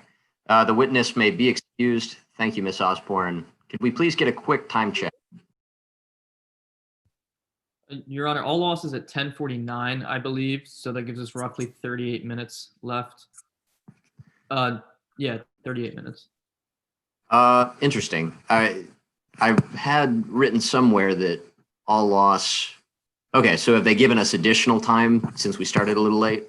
Well, I think we believe we started at 8:19, and it's 2.5 hours are allotted for a trial, which would put us at 10:49. But people can correct me if I'm erroneous in my assumption. I had down that actually the next half hour mark, that was the time for all loss. Yeah. Oh, we have a different time. We're in Eastern Standard Time. That's the problem. Yeah.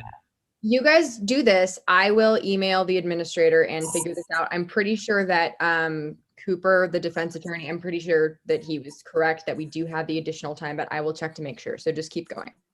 All right, wonderful. In that case, and if there's any new development on that, Emma, let us know, and we can. I saw your text a second ago about 5 minutes. We can decide to maybe waive that little break if we have to. But let's go ahead and call your last witness, defense, and we can proceed. Yes, Your Honor. The defense calls Mr. Lewis to the stand. All right, Mr. Lewis, you're under oath. Please begin. Can you please introduce yourself to the court? My name is Austin Lewis. Mr. Lewis, what do you do for a living? I make wine, and I love it. I grew up watching my mom do what she loves, and now I'm following in her footsteps, doing what I love. Well, where do you currently work? I currently work at Harper Martini's winery. Harper's a virtuoso winemaker and knows all the ins and outs of the business. When she offered me the position, I just had to accept. What do you do at Peony Estates? Let's see. I oversee our growing, harvesting, fermentation, aging, and bottling. Harper deals more with the business side. We're really the perfect partners in wine. That being said, though, things are not always perfect, and we do run into some problems. Well, Mr. Lewis, what are these problems? We kind of have a pest problem because the winery is bordered by a swamp, which in turn can harm our grapes. Well, how do you typically deal with these pests? Well, at first we tried to control the infestations with an organic solution, but unfortunately we learned that this option was just impossible. Not only was it overtly expensive, but it was also not 100% effective. So how do you deal with the pests now? Well, since October 2015, we started using chemical pesticides on the wine and around the foundations of our wine production buildings. Mr. Lewis, did you have any concerns about these pesticides? Yes, actually, I did. What were some of those? Well, I was concerned with the buildup of pesticides in the crops since our vineyard is actually on a slope. So when water goes downhill, it tends to go down the slope and build up in the grapes on the bottom. Did you use these pesticides anywhere else besides in the vineyard itself? Yes, we did. Since 2018 or so, when we had this huge infestation in the cave and bottling area, we turned to bug off pesticides. That's the only pesticide brand that we used, and we trained our staff to use that pesticide only. Mr. Lewis, what did this training involve? Well, after we started the use of pesticides in October 2015, I provided our employees with a mandatory annual training on the proper use and storage of pesticides. And what were some other aspects of this training? Well, part of this training involved telling my employees that they had to change into a fresh pair of clothes, and they had to thoroughly wash their hands before they were allowed to do any of the wine making or grape harvesting in order to avoid cross-contamination. Mr. Lewis, were there any steps that you took personally to ensure the safe use of pesticides at Peony Estates? Yeah, as I mentioned, I was concerned about this unsafe buildup of pesticides in the grapes at the bottom of the slope. So starting in 2016, I actually roped off portions of the vineyard with the worst drainage so that those grapes specifically would not be used. I would then ensure that those grapes were thrown out.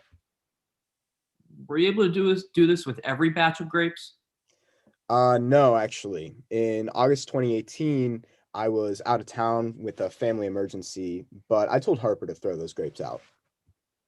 Well, Mr. Lewis, do you have any reason to believe that Harper didn't follow your instructions? Well, she was pretty reluctant to throw out any grapes for fear of wasting, and eventually she came around and agreed to follow my instructions. And, the harvest size was about the same as it had always been in past years. So, yeah. Now, was losing grapes your biggest concern at this point? I wouldn't really say so. The biggest thing that we were concerned about was just making sure that no pesticides were in the grapes at unsafe levels. Did you ever use these pesticides indoors? Yeah, actually, in June 2008, or 2018, sorry, we had a horrible bad roach and mite problem in the wine cave and bottling area. We didn't want to use pesticides there at first, but we really had no choice. Objection, Your Honor, narrative response. I'll overrule the objection within it. Just make sure you keep your answers fairly short, but related to the question asked. Continue. Now, Mr. Lewis, what did this indoor spray in 2018 involve? Well, basically, we needed to follow all of the health codes. So first, we cleared the cave of all wine casks as required by the health code. And then we sprayed and we waited 48 hours to put anything back in. Mr. Lewis, was this the only time you sprayed indoors? No. In order to keep up with the pests, we had to periodically spray more pesticide indoors. We followed the health and safety regulations every single time, though, for indoor spraying. Now, Mr. Lewis, how does this all relate to today's case? Well, to move all the casks out, spray the pesticide, and wait 48 hours is definitely a hassle, but we weren't going to whine about it, you know. So we made sure to follow all rules very carefully and make sure that no pesticide would contaminate the wine. Now, Mr. Lewis, to the best of your own knowledge, has any pesticide ever contaminated or come close to contaminating wine at Peony Estates? No, actually, we had a health inspector test the wine in 2018, and they found no contamination in any of the wine. Thank you, Mr. Lewis. No further questions. All right. You may begin with cross-examination at any time you're ready. Yes, Your Honor. Mr. Lewis, you said that as part of your duties as a head winemaker, you were in charge of training your employees, correct? Yes, that is correct. However, at the 2019 inspection that Inspector O'Keefe conducted, one of the violations that she found was that your employees didn't know the proper pesticide usage and storage, correct? Yep. And due to this violation, along with several others, Peony Estates was put on probation, correct? Yes, the health inspector said that they would come back within the next few weeks to run a surprise inspection. And yet she never did because Genesis Petrillo died, correct? Yeah, that's not why she never came back, but she didn't come back after we were put on probation, if that's what you're asking. Thank you. And I wanted to ask you a bit about the Peony Estates location. It was located on a slope, correct?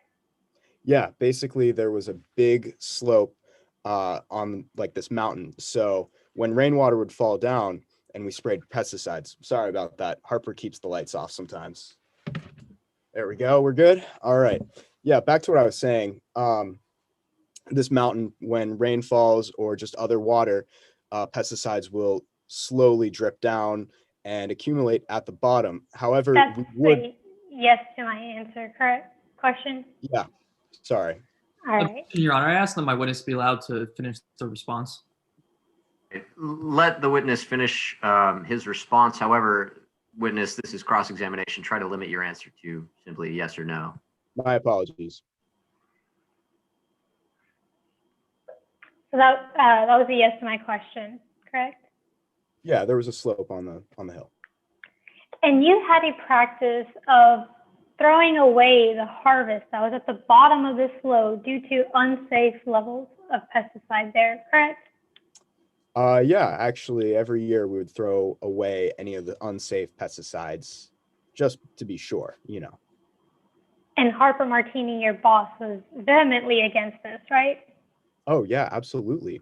She did not enjoy us losing potential profits. However, she came around to it and agreed to throw out the grapes when I told her. And then after the 2019 inspection, when you mentioned that you needed to retrain the employees, Harper Martini told you that you could not retrain the employees, correct? Yeah. The biggest concern was time and money, and we were right in the middle of harvesting season. So I did the best I could to put up signs and make sure that they were as best trained as possible. That's a yes to my answer, that Harper Martini told you not to retrain your employees. Yes. No further questions at this time, Your Honor. All right. Any redirect? Yes, Your Honor. All right. Please proceed. Mr. Lewis, how did the probation in 2019 affect your wine production? Honestly, it really didn't. We were still allowed to make wine and sell wine. We basically just got cited for a few things. So the health inspector said that they would come by in a surprise inspection in the next few weeks and make sure that things were back to normal. Thank you. No further questions. Any recross? No recross, Your Honor. All right. So, Mr. Lewis, you may be excused. And does the defense have any other witnesses it would like to call?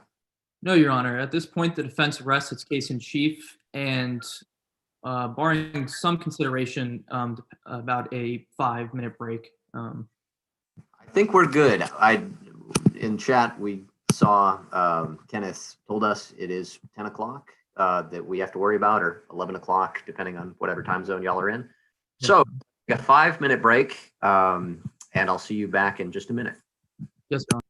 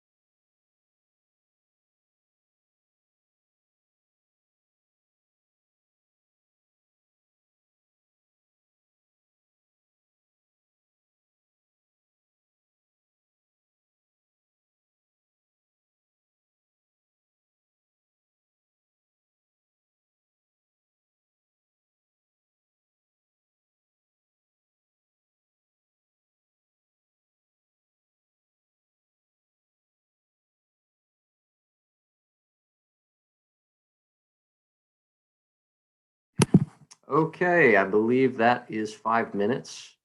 Let's go ahead and quickly make sure, are the scoring judges here? All right, good stuff. So at this time is, I'd say, I believe it's the plaintiff which goes first. Is the plaintiff ready for its closing arguments? Yes, Your Honor. Okay, and correct, it is the plaintiff that goes first, right? Yes, Your Honor. Okay, please go ahead and give your final arguments. And everyone at this time, please turn your view to speaker view. All right, you may begin. May it please the court. Choices.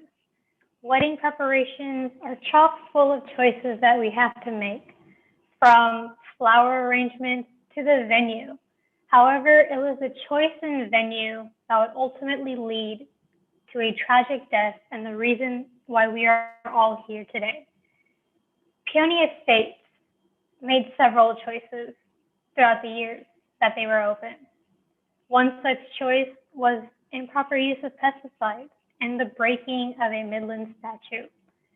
Ladies and gentlemen of the jury, myself, along with my co-counsel as the plaintiff, bared the full burden of proof in today's case. Our burden was that of the preponderance of the evidence, or that the events we presented to you were more likely than not true. To meet our burden, we had to bring forth, prove to you 4 elements of negligence per se. These 4 elements were that 1, that the defendant violated a statute, 2, that the statute in question was a safety statute, 3, that it was the defendant's acts or omissions that caused the type of harm that the statute was intended to prevent, and lastly, that the plaintiff is a member of the protected class. Now, ladies and gentlemen of the jury, I'd like to bring your attention to the fact that opposing party already admitted to 2 of these elements that we had to prove. Opposing party admitted to the fact that the statute in violation was a safety statute, and they proved that the plaintiff was a member of the protected class. So that just leaves us 2 more elements that we had to prove: that the defendant violated a statute and it was acts or omissions that caused the type of harm that the statute was intended to prevent. We met the first element by bringing in Inspector Riley O'Keefe, who was in charge of conducting the inspections at Peony Estates. Through his inspections, especially his inspection on May of 2019, he proved that they were in violation of 4 violations of the statute. He proved that the violations were so severe that Peony Estates had to be put on probation. And we met the third element by bringing in the fact that Dr. Kwan talked of the severe symptoms that Genesis Petrillo faced in the hours before his death. He talked of the vomiting, the muscle movements, and opposing counsel's expert witness, Dr. Cannon, even admitted that despite the other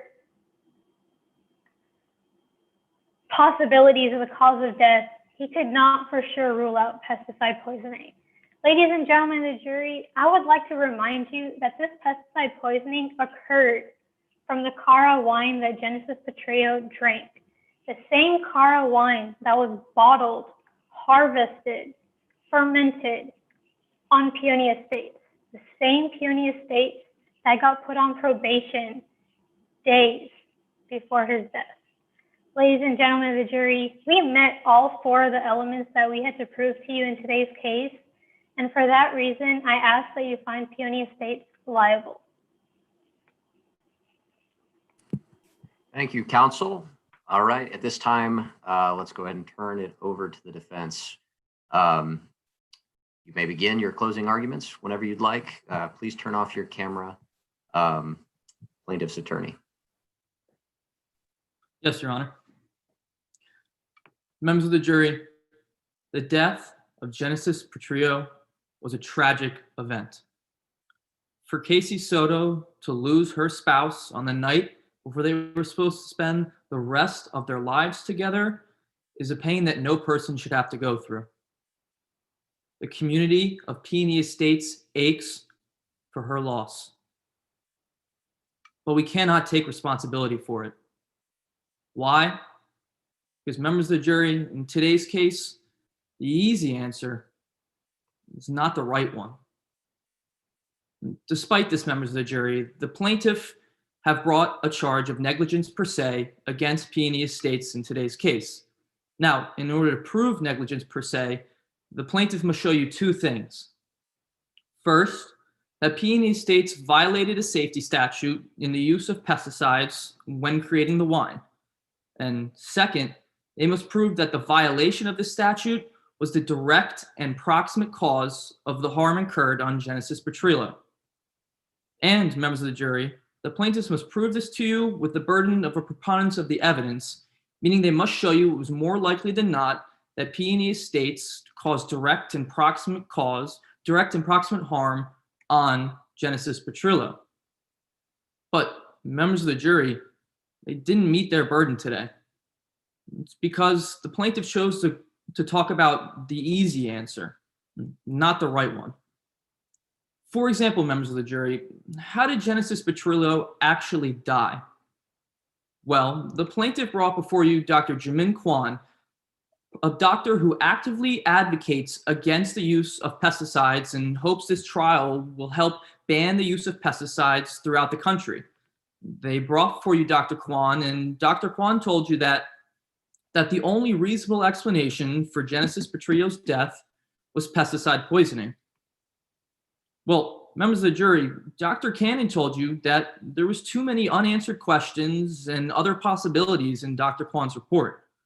You see, Dr. Cannon told you that it is quite likely that Genesis Petrillo died of alcohol poisoning on the morning of June 8th, 2019. She told you that her peak BAC was probably much higher than the 0.16 that Dr. Kwan measured when she conducted her tests. She told you that all the symptoms that even Dr. Kwan saw were consistent with alcohol poisoning. But members of the jury, don't just take Dr. Cannon's word for it. There were two eyewitnesses who saw how drunk Genesis Petrillo was on the night of June 7th. First, Blair Osborne told you that when she walked by Genesis at 12 a.m. that night, she recommended that they get some water and thought that Genesis would have a huge hangover in the morning. Second, you heard from Angel Rodriguez, who is Genesis Petrillo's closest friend, that they felt that Genesis was too drunk that night.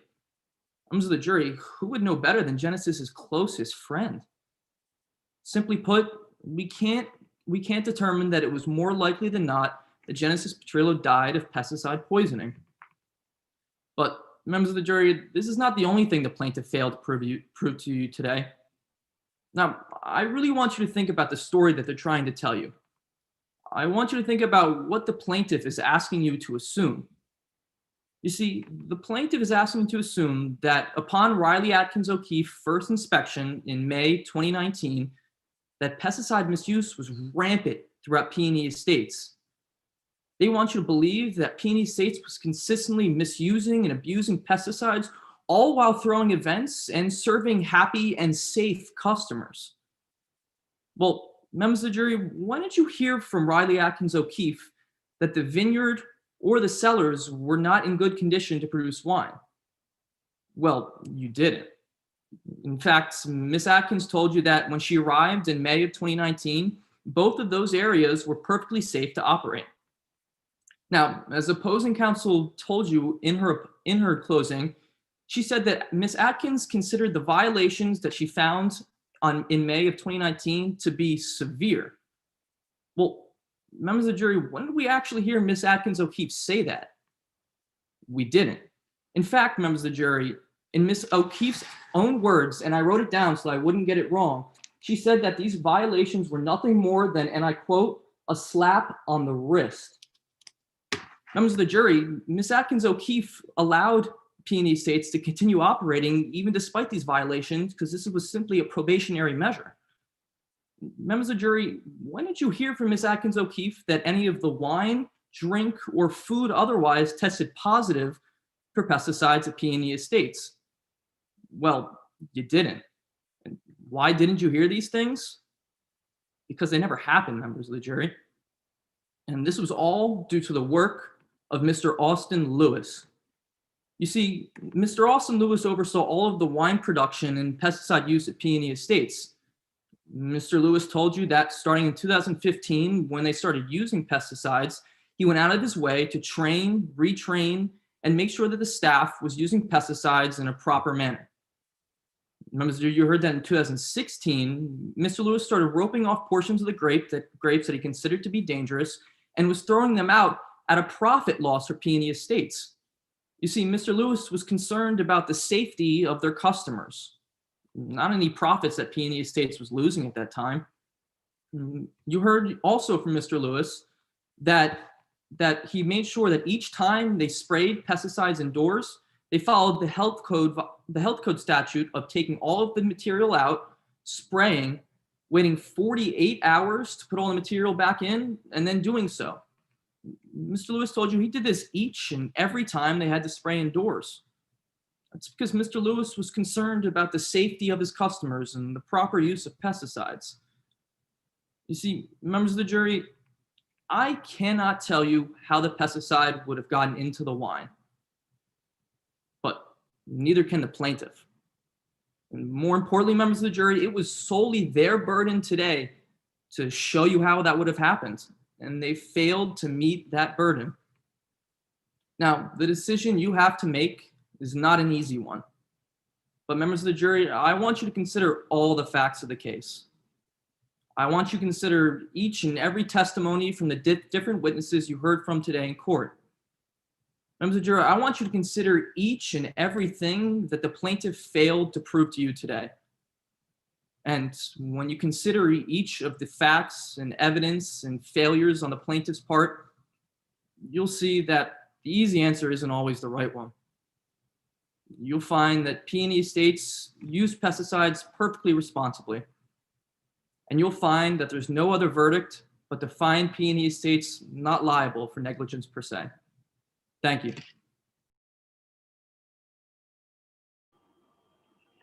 Rebuttal, Your Honor? A rebuttal for? Yes, Your Honor. Do you have the rules of civil procedure available to you at the moment that can say whether or not there's a rebuttal allowed or acceptable? Unless, does opposing counsel have any objections? They can. No, Your Honor. I believe the plaintiff is allowed to reserve about 2 or 3 minutes for rebuttal, whatever the remaining time is. Okay, that's perfectly fine. And also, I'd recommend in the future reserving time for rebuttal. And if you did ask and I missed it, I'm terribly sorry. But yes, you may proceed. Yes, Your Honor. Ladies and gentlemen of the jury, opposing counsel just came up here and told you that myself and my co-counsel, the plaintiff, did not meet our burden. They specifically mentioned the direct and proximate cause. Ladies and gentlemen of the jury, you've heard from our testimony that it was a Cara wine which had pesticides in it that led to Genesis Petrio's death. The same Cara wine, as I had mentioned earlier, that was bottled, that was fermented, that was harvested at Peony Estates. The same Peony Estates that was put on probation. And they also, you heard through Austin Lewis's testimony that after the May 2019 inspection conducted by Inspector O'Keefe, when they got put on probation, he insisted to Harper Martini that she retrain the employees on proper use of pesticides. And Harper Martini denied him. Despite being put on probation, she denied him the chance to retrain the employees. And ladies and gentlemen of the jury, you also heard through Austin Lewis's testimony that days before the wedding, they sprayed pesticides once again, despite not being retrained on the proper use of pesticides throughout Peony Estates. This is what led to the Cara wine being infected with pesticide poisoning. You heard from Dr. Kwan's testimony that all other food items was tested for pesticides, and they all came back negative, except the Cara wine. Ladies and gentlemen, that's a lot of coincidences to keep in mind. And sure, the easy answer is not the right answer. Ladies and gentlemen of the jury, I think it's undoubtable that the right answer is that Peonia Estates was in negligence of a known health and safety statute, and for that, find Peonia Estates liable. All right. And is there a rebuttal for the defense? I'm pretty sure there isn't, but. No rebuttal allowed for the defense, Your Honor. Okay. All right. So at this time, I had the script up just a second ago. we will now submit the ballots, but everyone, please just stick around for a few minutes. Once all of the ballots have been submitted, then we'll do some comments. And I believe for the scoring judges, you should email or text the numbers that were provided to just let them know. Yeah, one quick question for defense witnesses. I believe that you guys just had the names of the witnesses, not your actual names, and we need that for potential witness like ranking. So can defense witnesses, who is Richard Cannon? Can you give me your actual name? Jack Bale. Jack Bale. Okay. Blair Osborne. Emily Zieris, Ziereis.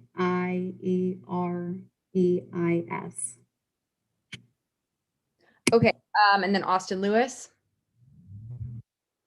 Reed Sutterby. I put it in the chat so you can see the spelling. Thanks, guys. Real quick, Emily, I'm so sorry. I can't spell at all. Can you spell your last Ziereis? Ziereis. I can put it in the Okay, chat. perfect. Thank you.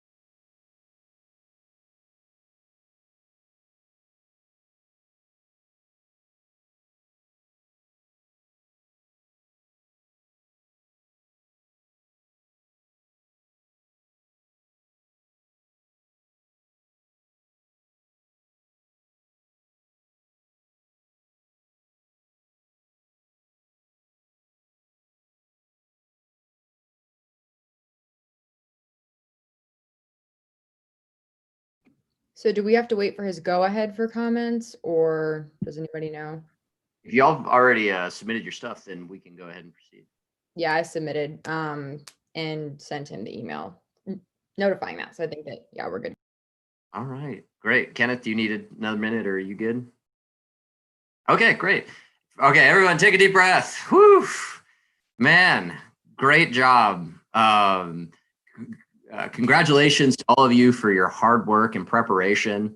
I know that I did mock trial and competed way back in the day, and some of the other judges, Emma just told me a minute ago, she was an accomplished competition winner. And I think that there was some stellar advocacy.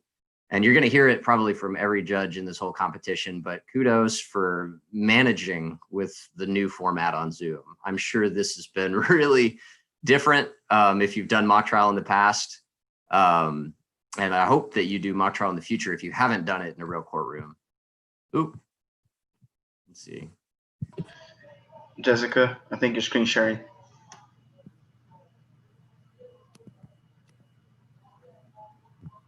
Anyway, I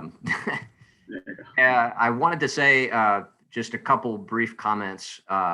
First, I think, like I said, it's a new format and we're all getting used to it, but it's important, even though it's on Zoom, to maintain the energy level that you would have if you were in person in the court.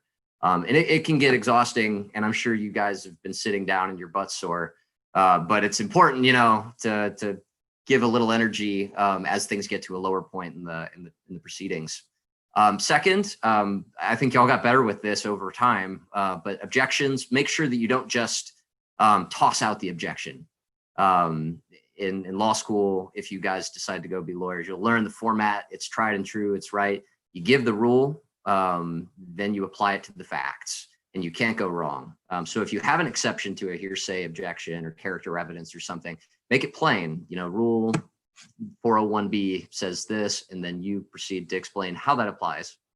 And I think that is just about everything. We don't have a whole lot of time for comments. And I know y'all are tired, so y'all go ahead. Other scoring judges, offer what you have thought. Great job, guys. All right, I will go next.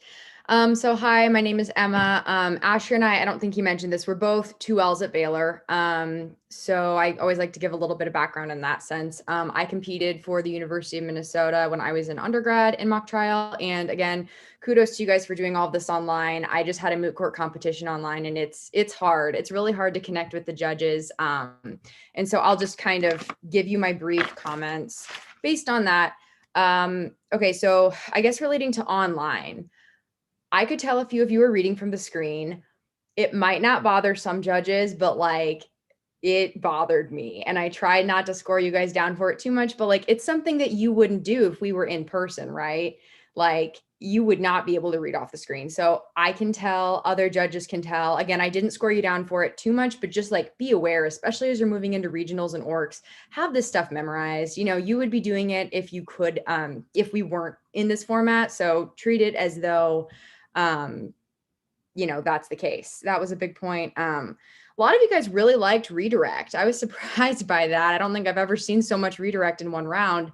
My coach in college always had a rule, like never more than one question, and really, really try to limit it. Like only if you have one big point, you absolutely have to do, try to avoid it. And I've found that to be true. I didn't think any of these really were particularly effective. Obviously listen to your coaches, but that's just my opinion. Are you guys allowed to have demonstratives for your experts or like bring anything up during this virtual time? Okay, 100% would do that. I pretty much exclusively worked with experts in undergrad, and it helps so much. You will be scored up tremendously, and going into regionals and orcs, you guys are going to be hitting teams that will be using demonstratives, and like, you know, whether it really makes a difference or not, the judges, it's going to be easier to follow and just it'll just bring your direct up to that next level. So I would do that on both sides. And in closing too, you can use them as well. Let's see, last point. I would work on transitions across the board, during direct and cross, signposting, things like that. When you aren't in a courtroom and you can't, we can't walk around, you say like in your closing, like you usually do like a triangle, walk around in a triangle when you're transitioning in your points. You can't do that here. So make sure that your words do that. So it makes it easier for us to follow. That is all that I had. I tried to do some pretty in-depth comments for you guys. Obviously, take them with a grain of salt. Listen to your coaches. This is just things that I found helpful in undergrad. So good job and good luck moving forward. Hey everyone, my name is Kenneth. I went to UT undergrad where I did mock, and I'm actually currently 1L at the University of Minnesota Law. Yeah, small world. Always went to Baylor tournaments. Always loved them. Great competition, great field. Asher and Emma hit a lot of the general notes that I had, including the expert demos, the noticeable reading, and the objections. So the notes that I really want to cover is signposting, and similar to what Emma talked about transitioning. But I think it's always really important to keep in mind whenever you're writing your directs that you're staying true to the theme that you had. I know plaintiff's theme was choices. I think it could be a little more specific about the choice to not follow the rules for Peonia Estates. And I know the defense was what's easier isn't always right. I think I actually have it written down somewhere. But the easiest answer isn't always the right answer. I liked the themes. I think they have a lot of potential. I think the next step, like what takes a good theme to a great theme, is the ability to incorporate it in almost every question you ask. Every point that you bring up can be tied back to that theme in some form or another. That doesn't necessarily mean, adapt your questions to the theme, but it can also mean to kind of tweak the theme a little bit. That also about demos. I don't think they have to be exclusive to experts as well. I love a good expert demo. Expert directs and crosses were always my favorite thing about mock trial. But I also don't think that they have to be exclusive to experts. I think I think it's just something to workshop. I don't have any specific ideas off the top of my head, but Emma was exactly right with and Asher as well. With everything being online, the more visual you can make things, the more engaged the jurors will be. But yeah, overall, great job. Also, I wanted to say really quickly, because everyone always forgets, witnesses, you guys were awesome. I got started with mock trial. That's how I got dragged into law in the first place. I was in theater, and the mock trial coach said like, "Hey, we need a guy to act as some sleazy politician." I was like, "Yeah." You guys were super fun. I love humor, especially all the wine puns. I think that dressing up and making sure that you keep the energy level up. Witnesses are what color in your team. You really do a lot of heavy lifting. And so great job on you guys. I don't have any specific feedback comments, and I know that you'd all love individually one-on-one, but terrific job once again for everyone. But yeah, do y'all have any, maybe just like one question, or maybe we should just end it here, unless y'all want to ask any very specific questions burning on your heart that we can answer. Okay, all right. So let's have a great night. Thank you so much. Friday night, you guys should get some rest, and we'll see you tomorrow. Good luck. Thank you. So much for judging. Just out of curiosity, what schools are you from? If you're allowed to say at this point. UT Arlington. Arlington, awesome. We're in defense. Wake Forest. Wake Forest, that's awesome. Well, glad to have everyone here, and yeah, y'all have a great day or great night, I guess. Yeah. Good job. Have a good night. Thank you. Good job, y'all. And to the other team,